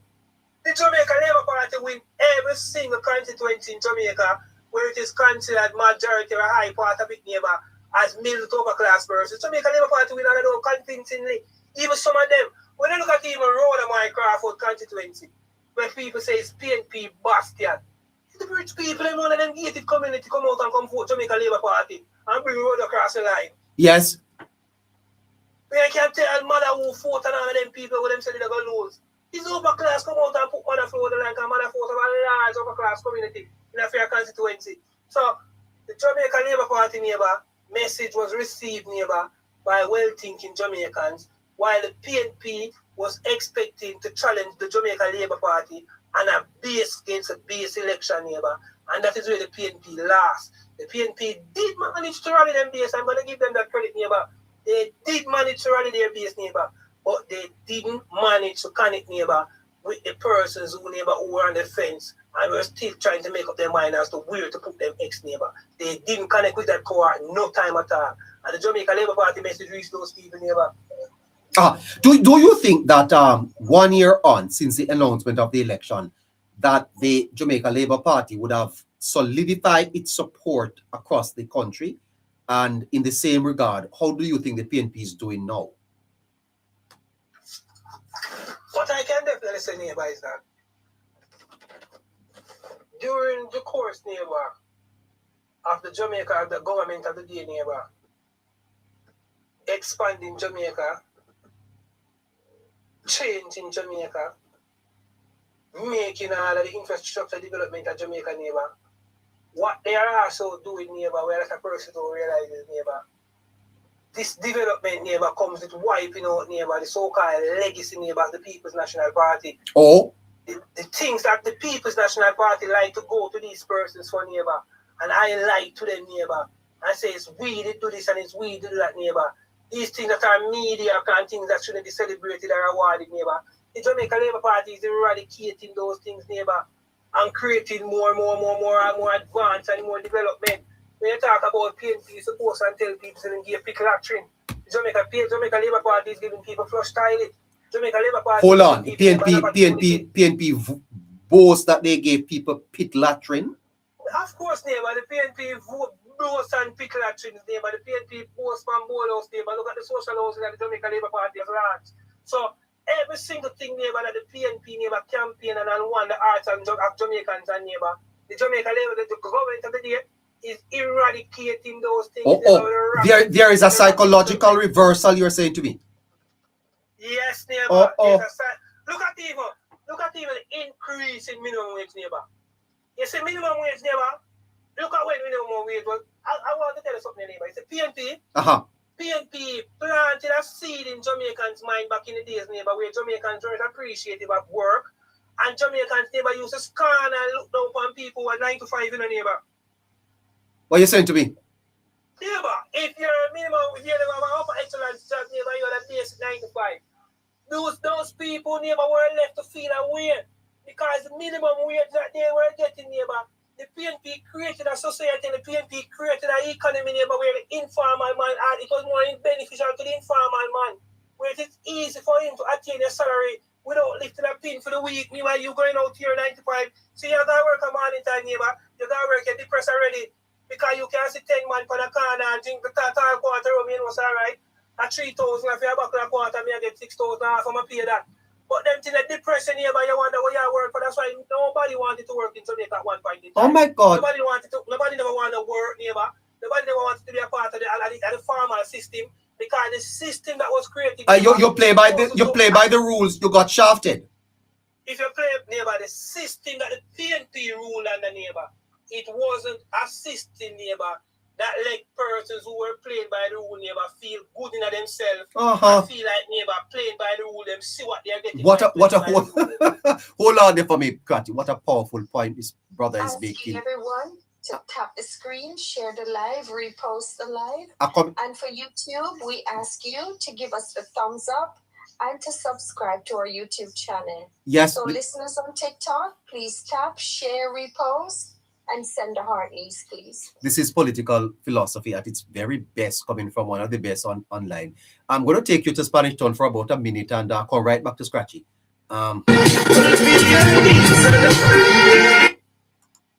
Here's the Prime Minister. At St. Catherine High School, I met my wife here. I went to the Spanish Town SDA Church. Before that, I went to the Filippo Baptist Church. I grew up at 56 Cumberland Road. Then I moved to Central Avenue. Then I went to live in Ensom City in Riverside Park.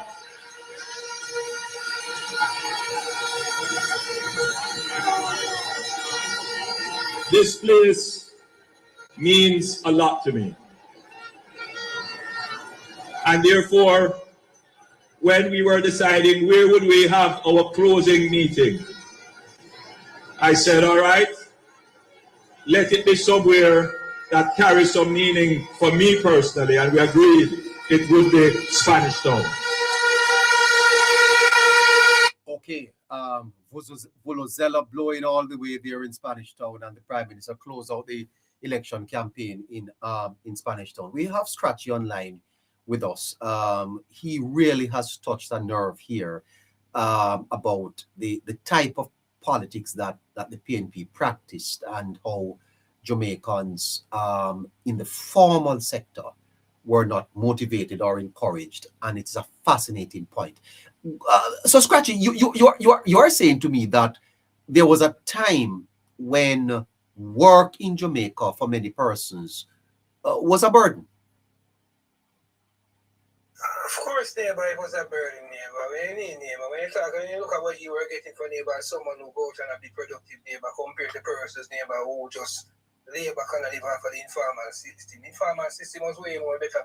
But I think it is always where you hear Omar Davis and those type of Ralston Hyman and them always talk about under PNP, despite whatsoever, poverty wasn't so rare neighbor. Poverty couldn't, even though you have it was the math was a mad thing. You have high unemployment, but they claim to have a lower level of poverty. So it goes to show neighbor that the system was created in a way neighbor to benefit the informal system. Persons who were working and doing 95. And you are saying to me that was deliberate. Of course, neighbor, that was deliberate, neighbor. That's why persons didn't want to be a part of the formal system. That was deliberately done, neighbor. Why you think, neighbor, why the command man? They like to refer to command man. Why you think these persons, neighbor, hear them and say, from a labor right coming up power, nothing now go on, because the labor right create a different system. And Jamaica don't want to sell them cabinet, neighbor, create a system where the system has no place, eyeglass, neighbor. Oh. If you're not productive and put in some form of work, neighbor, you cannot benefit back from it. You mean there's a structure? There's a structure in place, neighbor. The system is no longer like it was, neighbor, where you could just sit down and collect off a site, neighbor. Where you could sit down, neighbor, at a random construction site and go on and you can just benefit off it. If the site go on for 2 or 3 years, neighbor, it's 2 or 3 years out of 3 months. There was a system that was created by the People's National Party. That system that create again. And yet still, although Holness has created this structure, he still has been able to win 3 elections. Of course, neighbor, he has managed because a lot of people, neighbor, the working class people now is going out to do the 95, neighbor, them feel more appreciative now, neighbor. Them say as in it, neighbor. Like Jamaica, neighbor. Like Jamaica, neighbor. Some people who I see at work, neighbor, some people one time you see so they will never do 95, neighbor.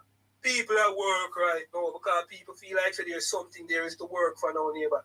Them can't use them payslip and get loan now. Then the system is so developed and the system is so changed where working class people feel more appreciated, neighbor. It is very difficult for a man to get 17,000 when Friday come. But it was very easy if him take 6,000 or 5,000 gear, while the minimum wage was 6,000. So man, I got to say what me go work for. So the more the minimum wage, because that's why the government are rapidly rise the minimum wage each time in the neighbor. To make it more difficult for the idle man out there who came to him as a hustler. Where you can't hustle, you have to go into the formal system. Because a lot of hustling has been cut out, a lot of hustling has been put aside. Neighbor, the Jamaica Labour Party has formalized the economy and has changed the system, neighbor. And the system has no place for idlers. And everybody out there will hear and that is why crime not pay again. Crime not paying again, neighbor, because crime is at the all-time low, neighbor. Crime is rapidly going down, neighbor. That was a thing that a lot of people benefit off. Crime is rapidly going down. When you look at how the economy is rapidly moving and expanding, neighbor, there's so many different sectors creating. Persons want job here, left, right, and center. So everybody find something, neighbor. People now just sit down one time and depend because it is more difficult for a man. Life hard for a man who sit down and not doing anything, neighbor. Life is going to be hard for you. Life is supposed to be hard for you because you know all the system where you're used to. Where you could have walked over the site over this and could do no work. Yeah. Where you put your name on the payroll come Friday. Here is what you are speaking about, Scratchy. Listen to the Prime Minister. Cannot give taxpayers money in anonymity. Let me make that point clear. If you are going to benefit from taxpayers' fund, it cannot be anonymous. There has to be a record. There has to be oversight. We have to test that you deserve to get the funds over someone else who is equally or more in need. So we have to do means test. So when we build this and have this ceremony, and we say these units are now built and 5 of them, we're not taking away the dignity of the people. No, we're not taking away the dignity of anyone. The indignity is that they didn't have them. Well, there you have it, Scratchy. That's what you're talking about. That the Prime Minister has created a system where it doesn't matter where you are and who you are. It is through the system that you benefit, not through no patronage or clientistic politics. Neighbor, that is what people have a problem with. If you look at even the distribution of aid, neighbor, everything is done through a system. Normally, this is not how things go, neighbor. Anybody can do your neighbor and a test, neighbor. It is the first in history where you hear so much things that go on in Jamaica neighbor, and everything is being done through a system. System is a create left, right, and center and cross its government neighbor. Never before. So they are not used to these type of things neighbor. They are used to favoritism neighbor. They are used to cronyism. They are used to nepotism. They are used to all about being who you know.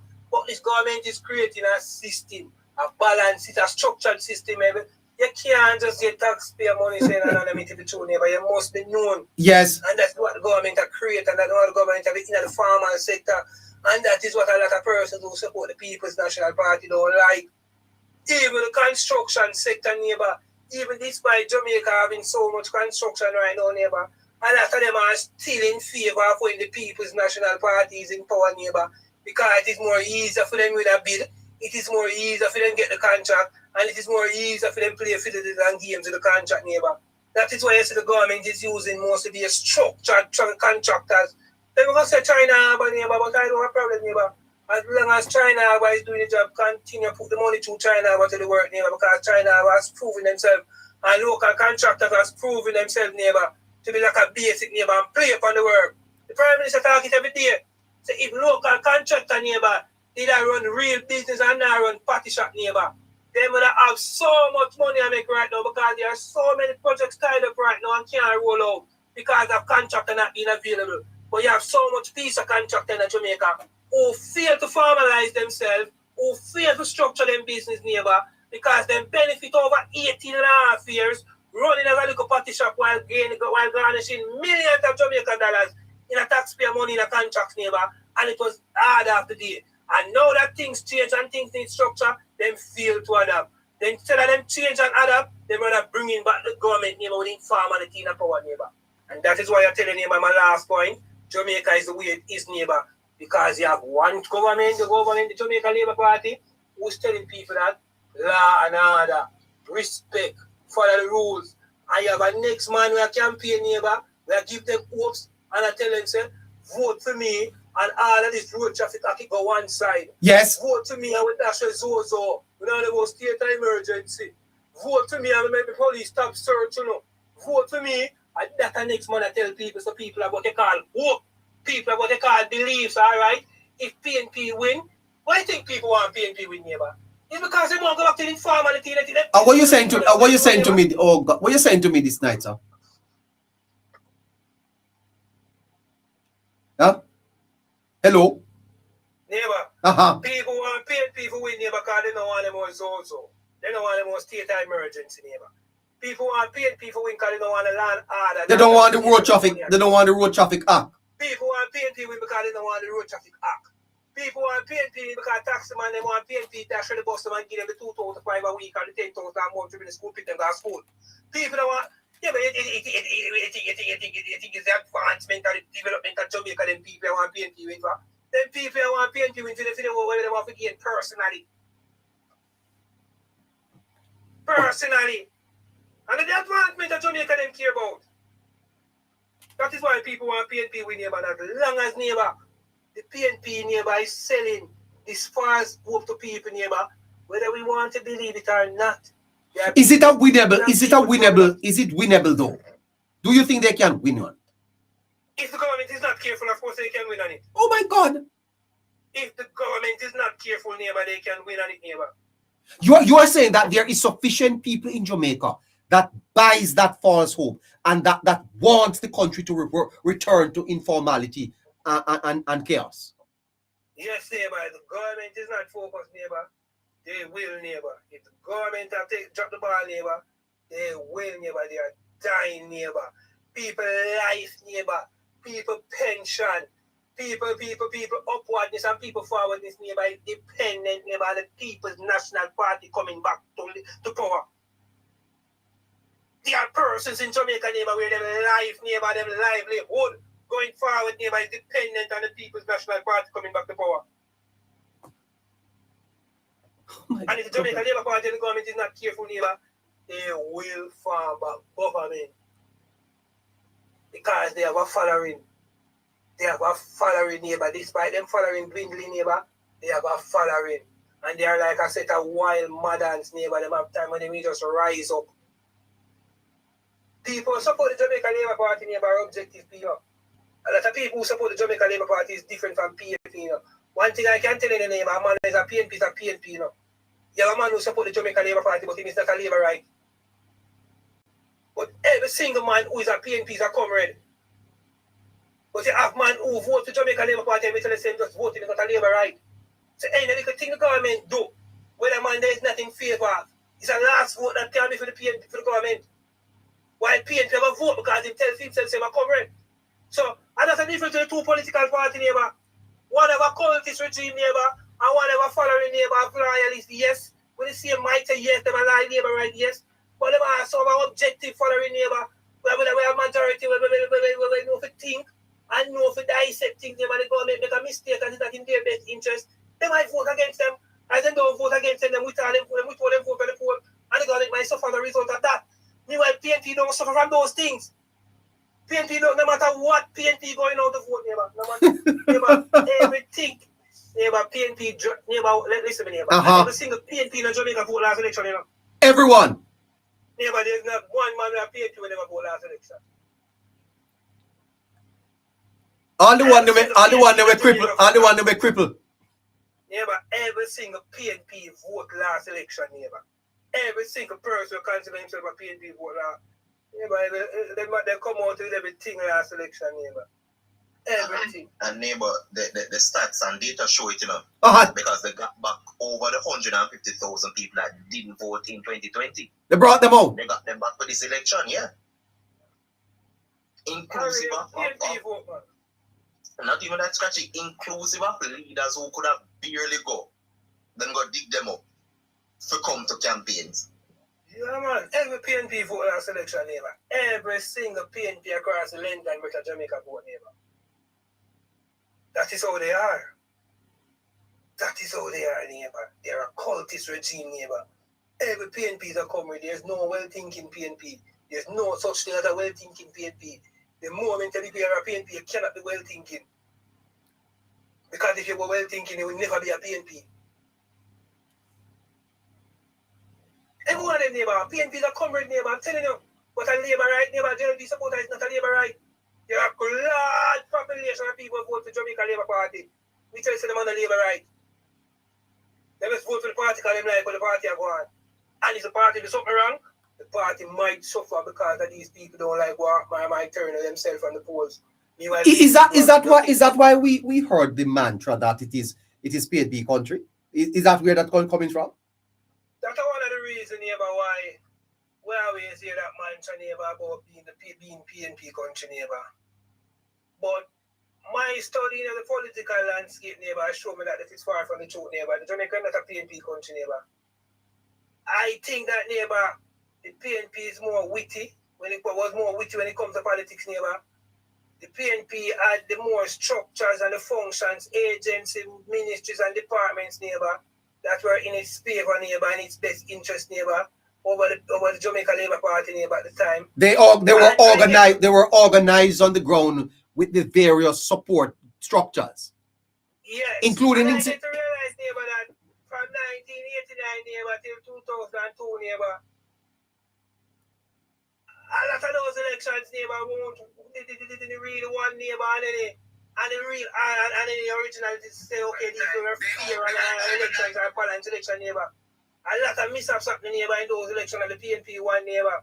The PNP used a lot of political tactics to win those elections as a result, neighbor. They weren't fair elections. Yes, neighbor, they weren't fair elections, neighbor. From 1989 to 2002, neighbor, a lot of those elections weren't fair, neighbor. A lot of those elections, neighbor, were deliberately swung, neighbor, in the favor of the People's National Party. A lot of things happen, neighbor, as a result of the votes into the People's National Party, neighbor. A lot of those elections no fear. The moment we realize the election started to get fear, neighbor, we see it clear when the PNP is becoming really irrelevant. Yeah, they have started to lose. The moment the election become fair and balanced, neighbor, the voters list clean up for 2007 election, the Jamaica Labour Party won that election. PNP won back in 2011, never become a one-term government before they become one-term government. The Jamaica Labour Party won back from 2016 till present, neighbor. The more balanced, neighbor, more difficult it is, neighbor, to manipulate electoral system, neighbor. The PNP is becoming irrelevant. They go to show, neighbor, the PNP won most of those elections, neighbor, the result of whatever they did. Now, I asked you, by the way, hold on. Lennox Peters, do you want to say something, sir? Peters, hello? Lennox? Lennox Peters? No, he's not there. Lennox Peters is not there. We are 1 year since the Prime Minister called the election. Call it, Andrew, call it. And Ayman Makiji will sound the trumpet. Well, the Prime Minister did call the election 1 year today. And we are looking back at it tonight with Scratchy and Harry online with us. Scratchy, I did ask you about the position of both parties now, in terms of how do you see things at this point in the country as far as the politics is concerned. The poll question that the pollster normally asks is, if an election were called now, what do you think the results would be? I mean, if an election was called now,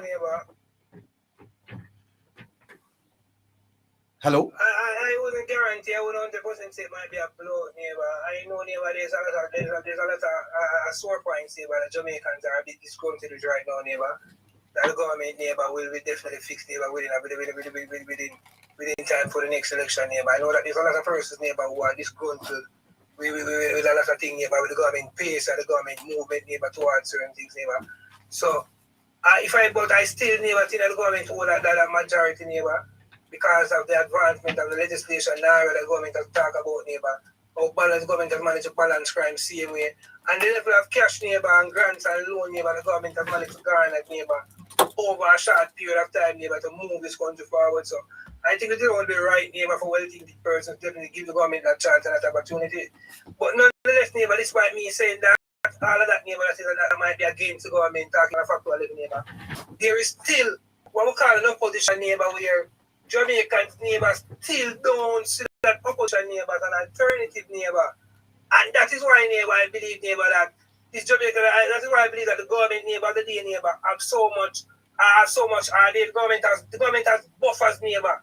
And the buffers that the government has, neighbor, is not just a result of the government, it is also a result of the strength of the government, and it is also how the opposition is, neighbor. Yes. In their own self, neighbor, in terms of Jamaicans trust in them, in Jamaicans believe in them, neighbor. We have seen how many acts of corruption have called against them being in opposition, neighbor. We have so many things that have backfired against them being in opposition. So that itself, neighbors, also turn away Jamaicans. And I always tell them that Jamaica is a society, neighbor, where people in Jamaica don't vote in opposition, neighbor. Jamaica vote out government. And I don't see neighbor Jamaican voting out the Jamaica Labour Party government neighbor anytime. You can't see this government being voted out.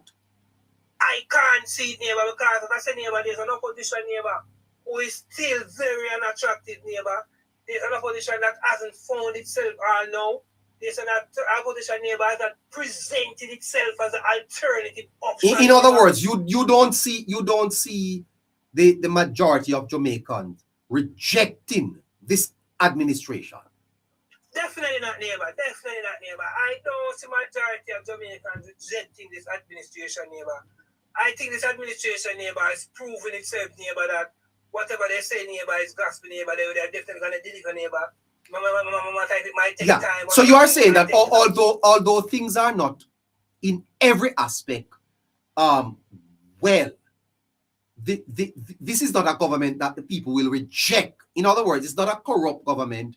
It's not a government that is not performing. It is a government that the people of Jamaica would be overwhelmingly approve of. But you are saying that at least people say they are trying. I'm definitely, neighbor. Jamaicans, neighbor, are very understanding, neighbor. Jamaicans are understanding people, neighbor.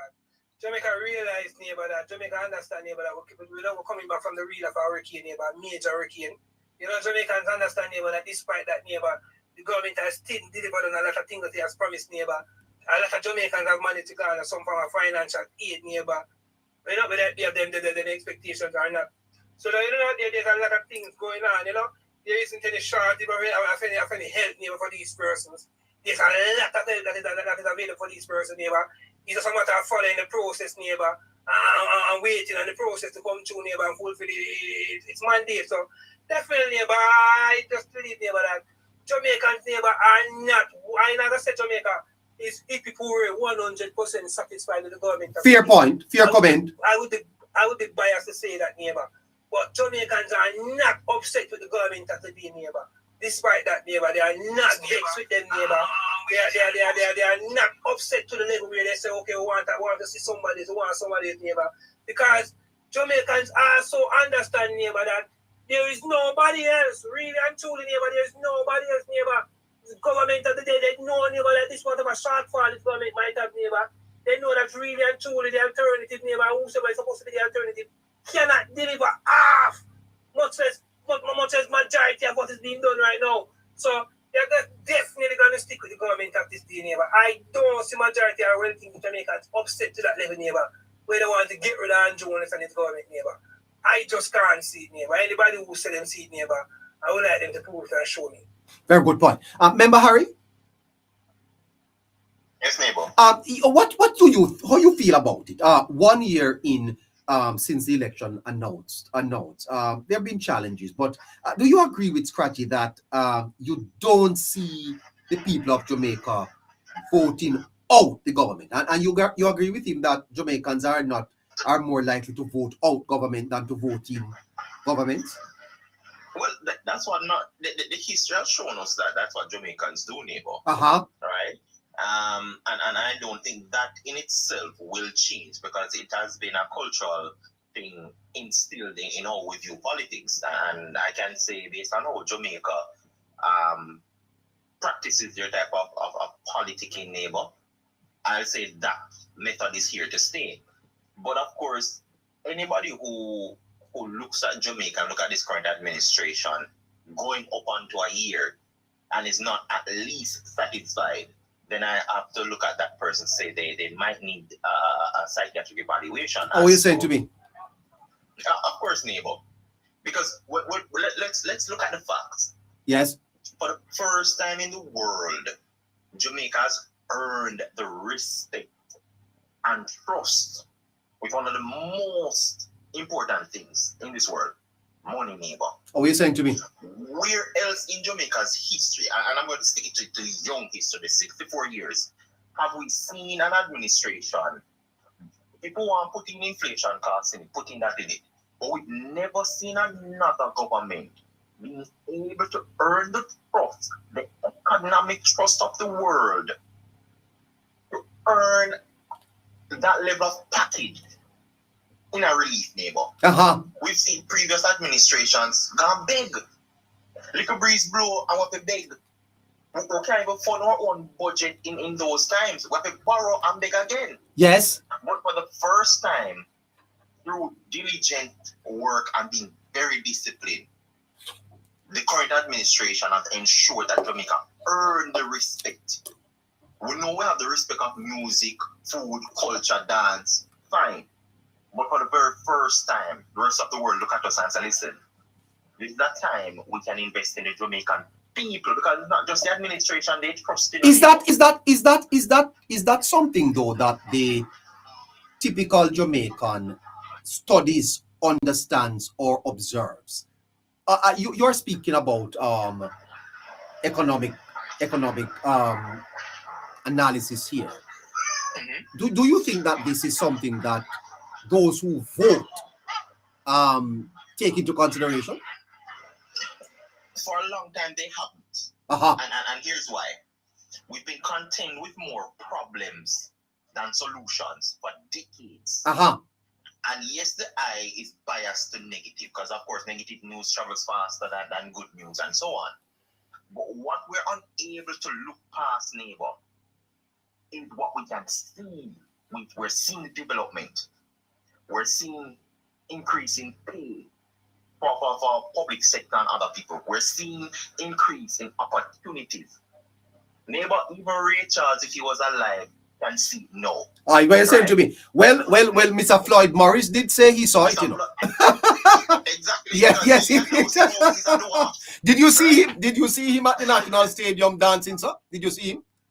I saw him, neighbor. Oh my! I saw him. He was enjoying himself. And Yeah. when you look at it, Yeah. you cannot deny the proper development. Yes. And I'm speaking for the average man here. Neighbor, if you're going through Spanish Town, you look for one hell of a building when nobody would ever dream would have come to Spanish Town. Much less for it to be a hospital. But Scratchy, they say that politics is local though. And you think that this will affect the local politics? It will, neighbor. It will. It definitely will. It's going to, what we're seeing now, and this is the threat for the opposition. Because as we get this right, and we will get it right, not 100%. Nothing is ever done 100% right. We're going to have hiccups on the way. But this is the dagger in the heart of the opposition right now, neighbor. It's something that they're afraid of, because guess what? They can no longer go to the average man. They can, in their base, can no longer deny what you can see. You can't tell a man, say, oh, this never worked. I remember, they love to run back to the manly times and say, oh, man, they put in this, man, they do that. Okay? Now we're seeing the Andrew Holness administration giving you proper infrastructure. Come back and tell me what man they do. Bring back what Manly has done compared to now. Show us the results of the entire history of People's National Party governance compared to just the Andrew Holness administration. And let's put it that. I'm putting 1 decade against almost 4 decades. And we still see this administration coming out heavily on top. Because that is the magnitude they've risen Jamaica from. Right? That is how much. Remember, we can hold our head high and go Washington, We can, when our government members go anywhere in the world to negotiate deals and bilateral agreements and so on, we're now hand in hand. We're not stooping, we're not bowing down, we're not just taking agreements right off the bat. We're not countering it. Other countries are looking towards us as to how we're doing the things that we're doing, how we're achieving them. One of the major ones is crime. We PNP can look on the average man now and say crime was better under PNP than the current administration. None. So that is defeating them. Well, you could go into any sector. What was agriculture better under PNP? It definitely wasn't. What about health? Neighbor, remember I tell you, the infirmary there in St. Thomas had over 200 beds. And after one little breeze blew Jamaica, it went down to 80 and never increased under the PNP. Less, right? Improvement when you come onto the health sector, and I want listeners to understand. Any opposition can criticize any government when it comes down to Jamaica health system. And you can get away with it. But you know what they can't do? They can give you the solution and stand by it. And that is where we move the conversation. As an average man, you have to look at it and say, what have you done when you were there? And if what you did when you were there is better than no, then stand on it. If not, step aside. And that is what is hurting the opposition. Right? So people are now seeing what this government has been able to do. In the first 5 years, they couldn't see it.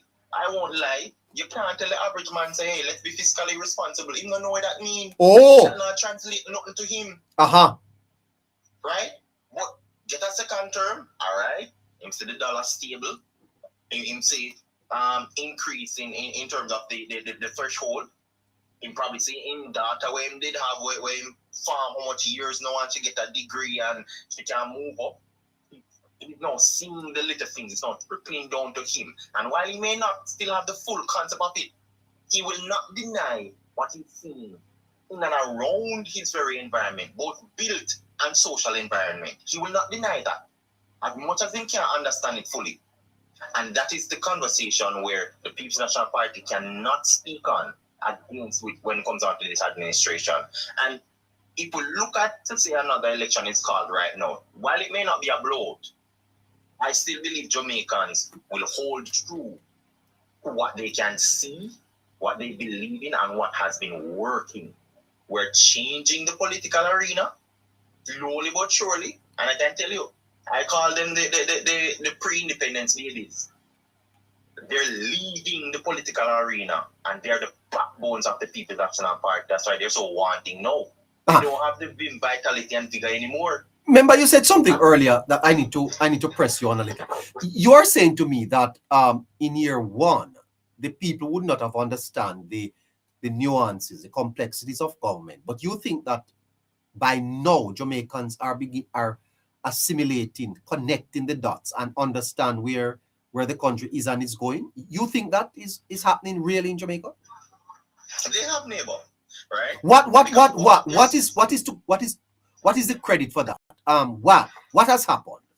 How? So what we're seeing, neighbor, and I think from a financial standpoint, and break it down. Yes. We never have good roads, right? Yes. Because we never have money to maintain good roads. Where's the money coming from now? To do 109 roads in 1 year. We see a road up at Moko getting fixed. It was because of those sacrifices in the first 5 years coming, first and second term, right? That has enabled us, when the country strapped its belly to make these sacrifices. Not just who is in government made the sacrifices, the country did. And while we credit the government and the administration, the rest of the country and the average man who played their part has to get credit for it. And when they see the result of something they didn't conceptualize, they don't have full grasp of it, but what they see is the result. So they know now. When you hear ministers coming out now and say, all right, minimum wage increase, more roads getting fixed, and more roads coming, you hear health minister coming out often saying, listen, we're increasing in terms of budget. In fact, one of the major things, a $1 billion fund to maintain hospitals that is coming. We've never heard that, and it's not borrowed money. So those sacrifices from the 5 years, the first term, second term, neighbor, those people are now understanding what it is. And yes, I would say a lot of people may have trusted blindly, some in ignorance. Because, neighbor, sometimes when you believe in something, you have to be delusional with it, right? To put in the work and say it will work. And a lot of Jamaicans did that because what? There was no real alternative. And this administration showed that they can deliver. And when they saw the truth, when they trust this administration, neighbor, it's when COVID leaked and the whole country shut down, and we never fall off a cliff, regardless as to what the opposition was saying and trying to use fear-mongering to get the average man to rile up. When they step out of that and understood the decisions made of those decisions from the government, they had to, whether they want to do it shamefully, whether they want to do it half-heartedly, and some go whispering at the back end to say, boy, the government did a good job. I may not be able to come out publicly and say, because I'm probably PNP and I can't make my comrade friend in here, but I give thanks. And that echoes throughout society. And that is something we need to understand. You can't quantify it, right? There's no data to an algorithm for you to get that. But what you see is the attitude, how people have changed their attitude towards this government. Both, there are some silent PNP who do it, but how the undecided, the non-labor rights, the neutrals, and the labor rights, how they've grasped in different ways to this administration to say, listen, I'm putting my crocus bag of dreams and hopes on this administration because I see it work twice in two of the most devastating times. Yeah, true. So why would I not trust it? The politics, though, Harry, is not competitive on the policy level. And that is disappointing. I'm sure that for a man like you that is a researcher, would you agree with me that the politics is not very competitive on the policy level? There's nothing coming out of the opposition that challenges the government on policy. And that is disappointing. Neighbor, it is disheartening because personally for me, I don't think you should even have opposition if you can't even put anything forward, right? You should probably just pull the party apart and give the third party, I don't even know who is the third party coming up, a chance. Because when you have now gone to play a ball game of not in the best interest of the people, nothing to do with the people and their advancement, right? But to try and you getting power again, makes no sense. And the people have to evaluate them on that, because you cannot evaluate the government on policies while the so-called government in waiting, you are doing the same thing. It has to be the same level field. And I've not heard the opposition properly come out and challenge the government on anything going forward. And That's when true. I say challenge, I don't mean just obstruct or disagree or oppose. I mean properly come, meticulously scrutinize what is put forward in front of the Jamaican people. Let them understand it. See the weak points or areas of opportunities, and then counter propose with something that supersedes it. Yeah, you know, one other thing that is a point in Harry, we are here every night on this Politics Matter show, and we have never had a comrade come up here with an argument that suggests that this is what their party offers or is proposing as an alternative. It's always about cussing out something or arguing on some trivial thing. Not true. Have you ever heard them with a substantial debate or a conversation? We don't do debates here.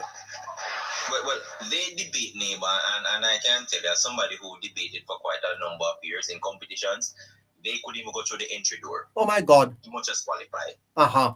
So you agree with me that they don't offer much in terms of policy alternatives. Nothing. Literally nothing that is worth even airtime. And that includes their bloggers and their bloggers as well. Because understand this: any Labourite can pull the Jamaica Labour Party's manifesto and can read it, and you'll see things that is applicable. Remember, so we never know some Melissa was coming in. Nobody knew. Yes. Right? But you can find in that manifesto things that are applicable to improve, to develop, to push the Jamaican people and to empower them. Right? When you draw for that People's National Party manifesto, I still see handouts. How do you apply 1 degree per household? Well, how do you increase the threshold to 3.5 million? Well, organic growth. And then they'll take it from Riverton Dumpster. Well, they might in the form of People's National Party president, they might find money somewhere. Oh yeah, well, that's what Mrs. Simpson Miller said. They'll find it from somewhere. So I guess it's money is laid down in some of the ministries there. I don't know why they can't find it. And neighbor, one ridiculous. Of the worst thing, what that killed her with that was that Ministry of Health found money. The ministry that has deficit. Why? But you know, Miss Portia, Miss Miller, she's not too well. This is why I know. She's a special character. She's a special character. She's a special character. Yeah. But no representative or no follower of the People's National Party can credibly come up on any given night. Yeah, no, that's disappointing. Something forward. I wonder if any of them are listening there. Mr. Robinson, Mr. Crawford. Which comrade is listening there that could come up and have a conversation about your alternatives for Jamaica? I wonder if they would be willing to take you on, Harry. Neighbor, they will never come, because one of the first things I can tell you, if you put the question to them, right, to say, give us an alternative to handle the geopolitical issue, and that's the toughest question I can ask. Yes. They cannot give you a credible answer. They cannot give you something that is applicable. And we see in the budget debate, neighbor.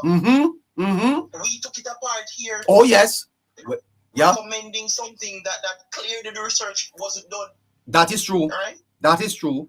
And that is coming from the helm of the party. What say the others? Absolutely. Let me go back to Member Scratchy. Member Scratchy? Yes, neighbor. Man for man, Scratchy. The party of Labour continues to outshine the comrades. When you look at the leader, let's start there. The Prime Minister versus Mark Golding. The people of Jamaica are not likely to choose a Golding over a Holness, eh? I'm Definitely, no comparison, no comparison. Yes, and then you look up at the Ministry of Foreign Affairs, you see Kamina Johnson Smith, and then you look across the PNP, you see Angela Brown Burke. Again, no comparison, for a big difference. Oh my goodness. And then when you look at education, you see Dana Morris Dixon and a fantastic team with Rhoda Moy and Morgan. And then you look across there, you see Mr. Crawford. Again. No comparison again.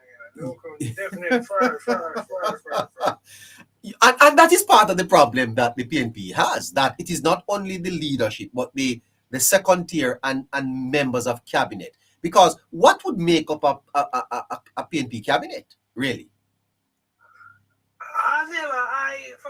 If you look at how cabinets have been crafted, if you look at how cabinets have been created over the past year, cabinets has always been tried. Most taxpayers, sorry about that.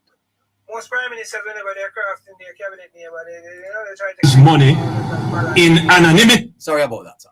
In terms of We I'm sorry. Hold on for me, Scratch. Let me correct something here. Okay, go ahead now. Yeah, so I definitely say never that. People will definitely know to change certain things never. Definitely no comparison never. The PNP never. It's definitely never. This is probably the worst PNP neighbor that Jamaicans have ever seen at the history neighbor. When you look at the 28 members neighbor coming forward neighbor, you can't say which ministry neighbor with best suit who neighbor. When you realize neighbor, say a PNP neighbor where Nikki Shabertel neighbor, first time member of parliament neighbor, as to basically take over the PR neighbor, the communication neighbor of an organization like the PNP. Definitely show how weak and how last the PNP has become neighbor, you know? Yes. You look at even some of the members neighbor who was certain position neighbor, it definitely show you how weak neighbor the PNP has come neighbor. Not the PNP that we have used to before neighbor. So that's why I'm not worried going forward neighbor. That's why I say I don't see the PNP winning election anytime soon neighbor. Because all I can see neighbor is no current person neighbor who I see who have any form of attractiveness going forward neighbor in terms of to the Jamaican people neighbor, in terms of rewarding them to become government neighbor. They just can't find themselves neighbor, they just don't look it neighbor. And I just can't see it neighbor. I'm say why no disrespect to them neighbor. I just can't see it. What a pickle. I know that one. What a pickle. Well, we have another 23 minutes. Blueberry, do we have any callers that would want to come in and share on this anniversary of the announcement of the election? We have member Harry and Scratchy, and we'll be prepared to engage a couple of our listeners for the next half hour or so. Blueberry, who do we have? Anyone? Let me know. All right. The Prime Minister recently welcomed Professor Peter Blair Henry back home as he accepted the role of chairman of JAMROC. Now, JAMROC is the Oversight Committee for the National Reconstruction and Resilience Authority. Professor Blair Henry is a proud son of St. Elizabeth, a senior fellow at Stanford University, and a respected voice in global finance. His knowledge, experience, and deep commitment to Jamaica will help strengthen the work of building a more resilient country and advancing our development. The Prime Minister thanked Professor Blair Henry for answering the call to serve. With dedicated Jamaicans bringing their expertise to nation building, we can continue creating a stronger future for our people. Here is the Prime Minister introducing. And someone who, above all else, is a patriot, who loves Jamaica. Let's go from the top. Happy to have here in Jamaica with me now, Professor Peter Blair Henry, senior fellow at Stanford University, someone who is very well respected in the international financial community, a Jamaican from St. Elizabeth, and an author who has written many books, and someone who, above all else, is a patriot, who loves Jamaica, who wants to see the best for the country, and who is in boardrooms and places of influence all around the world that could help Jamaica to achieve the goal of being a developed country, as we all strive for. So, Peter, I want to thank you for accepting the role of the chairman of JAMROC. Now, JAMROC, as you will know, is the oversight committee for the National Reconstruction and Resilience Authority. So, Peter, again, thank you and welcome. Thank you, Prime Minister. Honored to serve and honored to be in this role as an educator and translator of information to ensure the best for Jamaica's transformation, Jamaica's future. We haven't yet started JAMROC, but Peter is here to have our first meeting, and I suspect that after today, the work will begin. We look forward to serving and to rolling up our sleeves and being useful to the Jamaican people. Very good. Thank you, Prime Minister. Thank you. Thank you very much. Okay. Harry, once again, a brilliant choice by the Prime Minister to recruit Professor Blair Henry to head JAMROC. Of course it is, neighbor, right? Because you need somebody who has the level of expertise and understanding, not just from a management standpoint, neighbor. Because what really encompasses enough is you have to analyze what the people on the ground request or what they want, and you also have to match it with the fact that whatever project is done can pay for itself. Because let's be real, and to the listeners, this is not money that we're getting for free. Yes, there's a portion of the money going to NARA that we get in grants and so on, but the large portion is something that whatever project is done has to meet whose specific needs, the human part of it as well as the financial part of it, and that's no easy feat in a neighbor, right? But to have somebody who heads that, who in terms of JAMROC with a committee, because that's what JAMROC is, I think it's one of the best persons going forward. I mean, this is a man that will also stand his ground in these meetings. So it's not a yes man sort of situation. And I know the opposition love to point these things out and to instigate it. But I think it's one of those persons who are not just decorated, but have the experience, the exposure, and the know-how when it comes down to these things, and at the magnitude that this has to carry out. Yeah, I see someone saying that one thing for sure, the Prime Minister has a stellar track record when it comes to recruiting amazing talent. Nigel Clark, Fable Williams, Dana Morris Dixon, Keith Duncan, Audrey Marks, etc. And now this brilliant Jamaican people, go and look on the record of Professor Blair Henry, a brilliant Jamaican man. The Prime Minister has been able to get him on board to help to rebuild Jamaica. Commendation to the Prime Minister, Harry, because leadership is also about recruiting talent. Of course, you may never know. Professor Henry may one day be in the Senate, and you may never know. There may be other things. At some point in time. Yes. Because what this does in a neighbor, it not just put one footstep forward when it comes on to success. It also ensures that ethically and morally there's resolute stance no matter what happens. Yes. And that there will not be any advantage taken of any of those things. Right? Yes. So none of those things should be by the deficit or the sufferation of the other. Right. Right? And that, again, is not easy to do. Yes. No, when you have somebody like that who has almost all his life has done this, then it's a no-brainer. But I also want to credit what I've noticed about the Holness neighbor is that I kind of attribute this characteristic of his to the years of which he spent in education.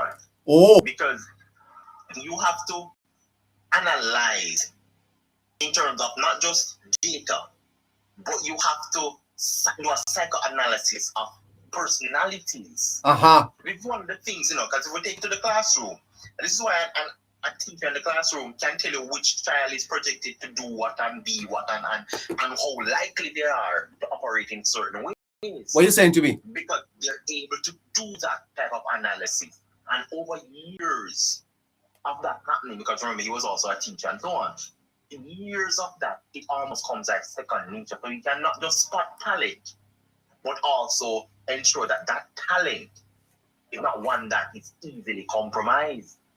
Yes.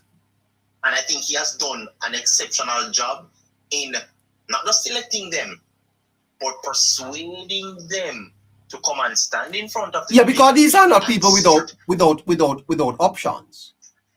Yeah, but they can continue their private life and all that. Yeah, but you think it's easy to convince somebody who has done it and made it from the private area to come and pretty much be new to the public? Because that's what happens when you go into to public representation. Absolutely. You remember what they said they wanted to do with the CEO of NARA?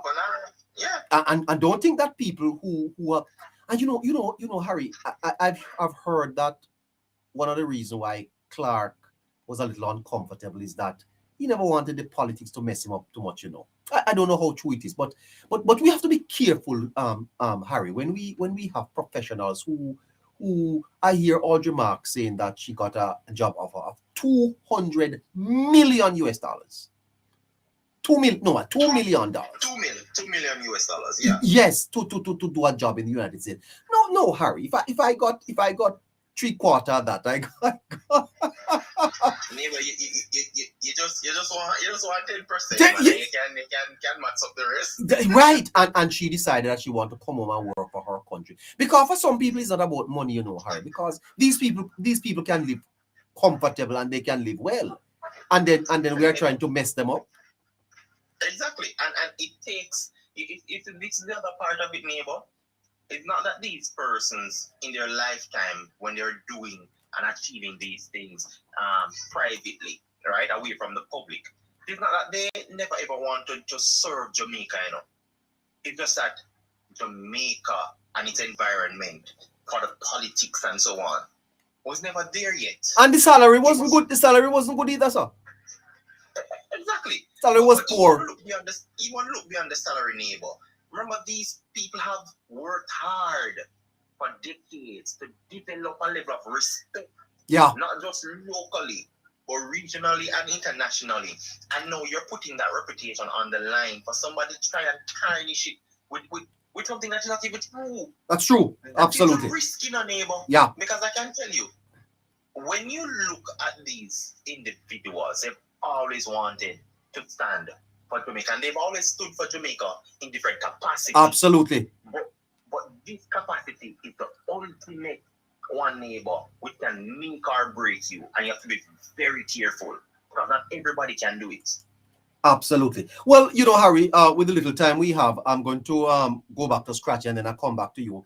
Let's just bring our conversation tonight to a climax. Scratchy.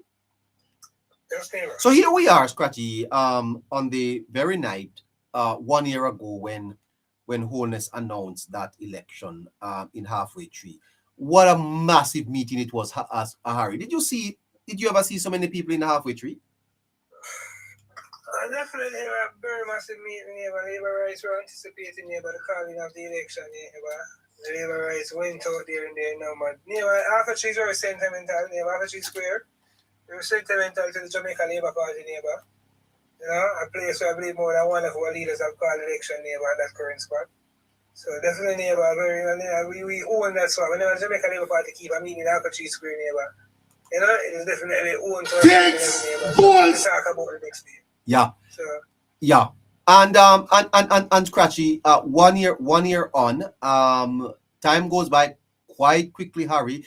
Scratchy, by the time you look around, we'll be near 2, and by year 3, the election for 2030, 2029 will be on. You believe that the Labour Party is off to a good start and that they are laying the track and should be successful going forward, eh? Definitely, when you look at so far, every index so far, neighbor, pointing to the advantage of the current government, neighbor. In terms of the seat count, neighbor. 30, 35, 28, neighbor, advantage to Jamaica Labour, advantage to the Jamaica Labour Party, neighbor. When you look at the rapid movement of the economy, neighbor, you look at the advanced development that is to come, neighbor, advantage Jamaica Labour Party again, neighbor, So everything, when you look at the continuous decline in crime and violence, neighbor, advantage Jamaica Labour Party. When you continue to look at the advancement of Jamaica, neighbor, So every single index neighbor, every single point that I looked at neighbor going into the election neighbor, it is advantage neighbor to the current government neighbor now compared to the opposition neighbor now going into 2030 neighbor. And this is my factual assessment neighbor, not because I might be biased neighbor, but I'm not biased neighbor in my assessment of the PNP right now. The People's National Party neighbor definitely not showing anything neighbor to show themselves neighbor as being the alternative neighbor there. I think their message neighbor or their lack thereof neighbor, it is very chaotic neighbor. It is not centered on any structure neighbor. It is all over the place neighbor. It is everyone just coming out and spewing something neighbor, some misinformation, some disinformation neighbor, hoping that for it to stick neighbor. And I believe that neighbor over the extended period of time that they have been doing it neighbor, whatever traction it was gaining neighbor during the earlier stages neighbor, I believe that all that traction has been dying now. Jamaicans have realized now neighbor that the PNP is a very lying group neighbor, that the information coming out of that group. So them a lion. So the leadership neighbor, the bloggers neighbor, it is misinformation and disinformation. So if you look at the current information coming out neighbor, it don't have any strength again. It don't have that thing again where it is going viral within a quick short time. Yes. Time, no? So yes, neighbor, their message is definitely being diluted. And that is as a result, neighbor, of their extended time that they have been doing this, neighbor. Jamaicans have grown to understand and get to realize that it is all a ploy, neighbor, and a plot, neighbor, to distract them, neighbor. And I just don't say nothing political. We look at even the leadership challenge that is coming to that party, neighbor, which is expected around 2027, neighbor. Whatever leadership challenge is going to come and affect that party in 2027, neighbor, we know how broken this party is going to be after that challenge, neighbor. We know that even if Mark Golding should prevail, we know, neighbor, that he doesn't have the leadership skills, he doesn't have the strength, he doesn't have it, neighbor, to come on and lead this party and let everyone put the difference aside and bring them forward to 2030. Whoever at all for the PNP to beat Mark Golding, neighbor, none of them neighbor, possess that leadership skills. They're going to be a first time leading a political party, neighbor, very jittery, very shaky grounds. Don't understand the full thing, neighbor. So I don't see nothing working in their advantage, neighbor.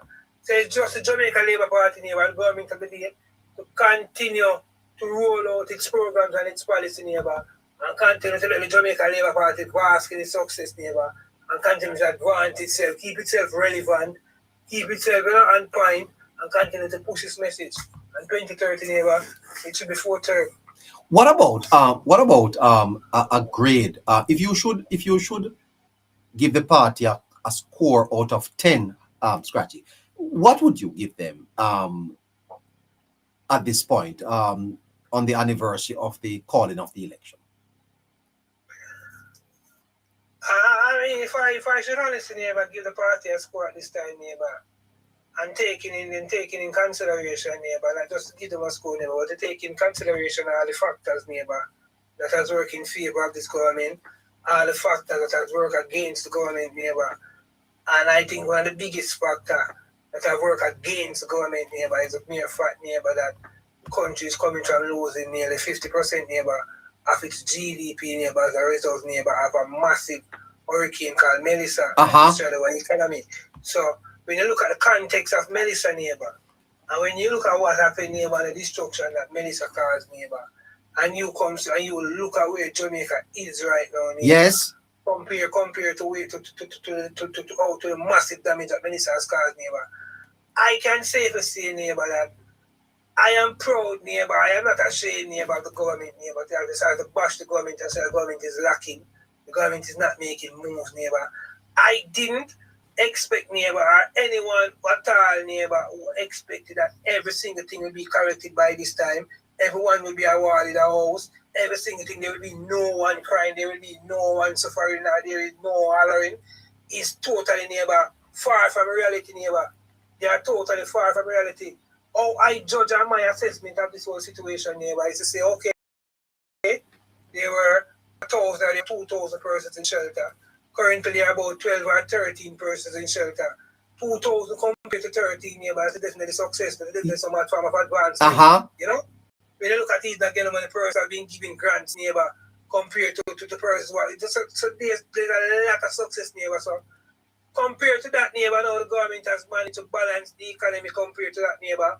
All the government has managed to balance crime and violence, neighbor. And one of my key things, neighbor, despite all of this, neighbor, is how, despite losing that large percentage, neighbor, of our GDP, neighbor, no major projects, neighbor, that the government has started.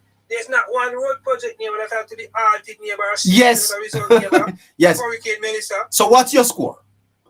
My score, neighbor, would be a 7.5, neighbor, for this government going forward, neighbor. 7.5, neighbor. As I said, not perfect, Yes. neighbor. There's plenty room for improvement, neighbor. Yes. And with everything I take in consideration, neighbor, I will have to give this government, neighbor, 7.5, neighbor. 7.5. Good job going forward, continue to balance the ship, neighbor. Going forward, with the rollout of NARA and with the advancement of a lot more things to come, neighbor, there are a lot to come, neighbor. My greatest thing, neighbor, is that the government has not shifted, the government has not changed any of its major projects, neighbor, as a result of losing 50% of our GDP, neighbor. Never before in the history of our country have we seen anything like that. Okay. All right. So in the coming days, we will look at how the campaign went for both sides and play you some clips of the period of the campaign as we take you to September 3rd, when there will be the anniversary and the winning of the Jamaica Labour Party winning the election. We have the manifestos to look at. We have the campaign meetings. We have the flips and the slips. We're going to bring it all to you here on Politics Matter JA, the Hello Neighbor Show. Harry, I'm going to ask you the same question. On the anniversary of the Jamaica Labour Party's announcement of the election, how do you rate the party out of a score of 1 to 10?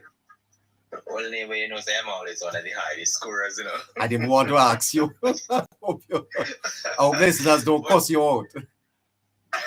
Yes. No, neighbor, they will cuss me out for this one, yeah. But I think the government has reached it over the halfway mark, neighbor, to a 6.5. Oh. To look at 6.5.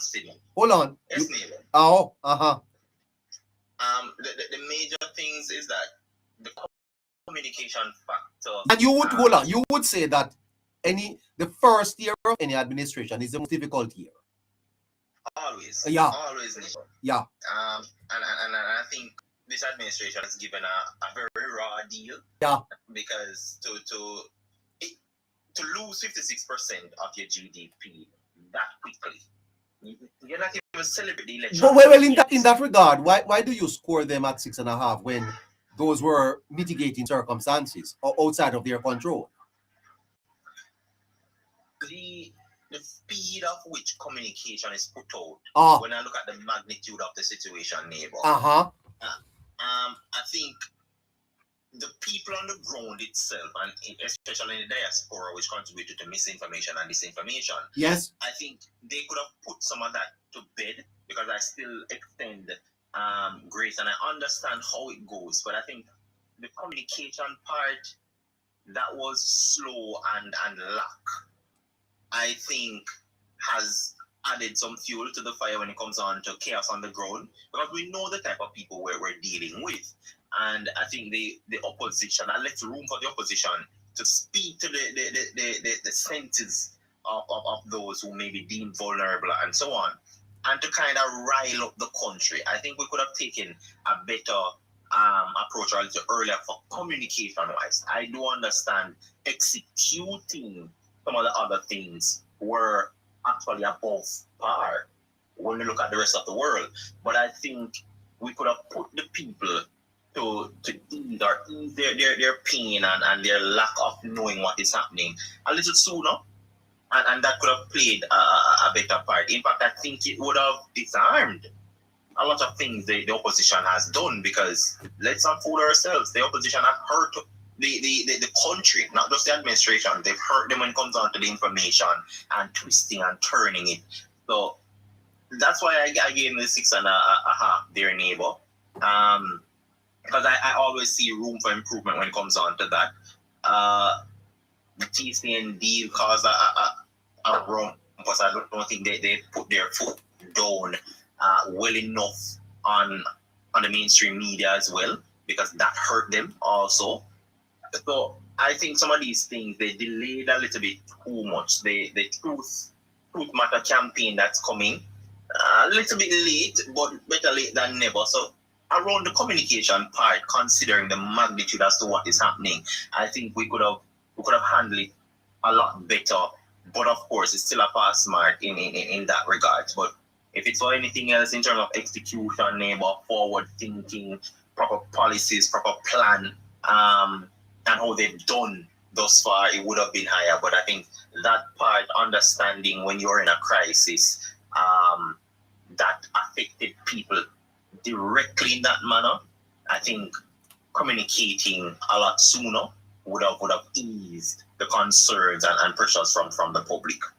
We're bang on 10 o'clock. Well, thank you so much, Member Harry and Member Scratchy. Great conversation tonight. We are want to thank you both. Thank you so much.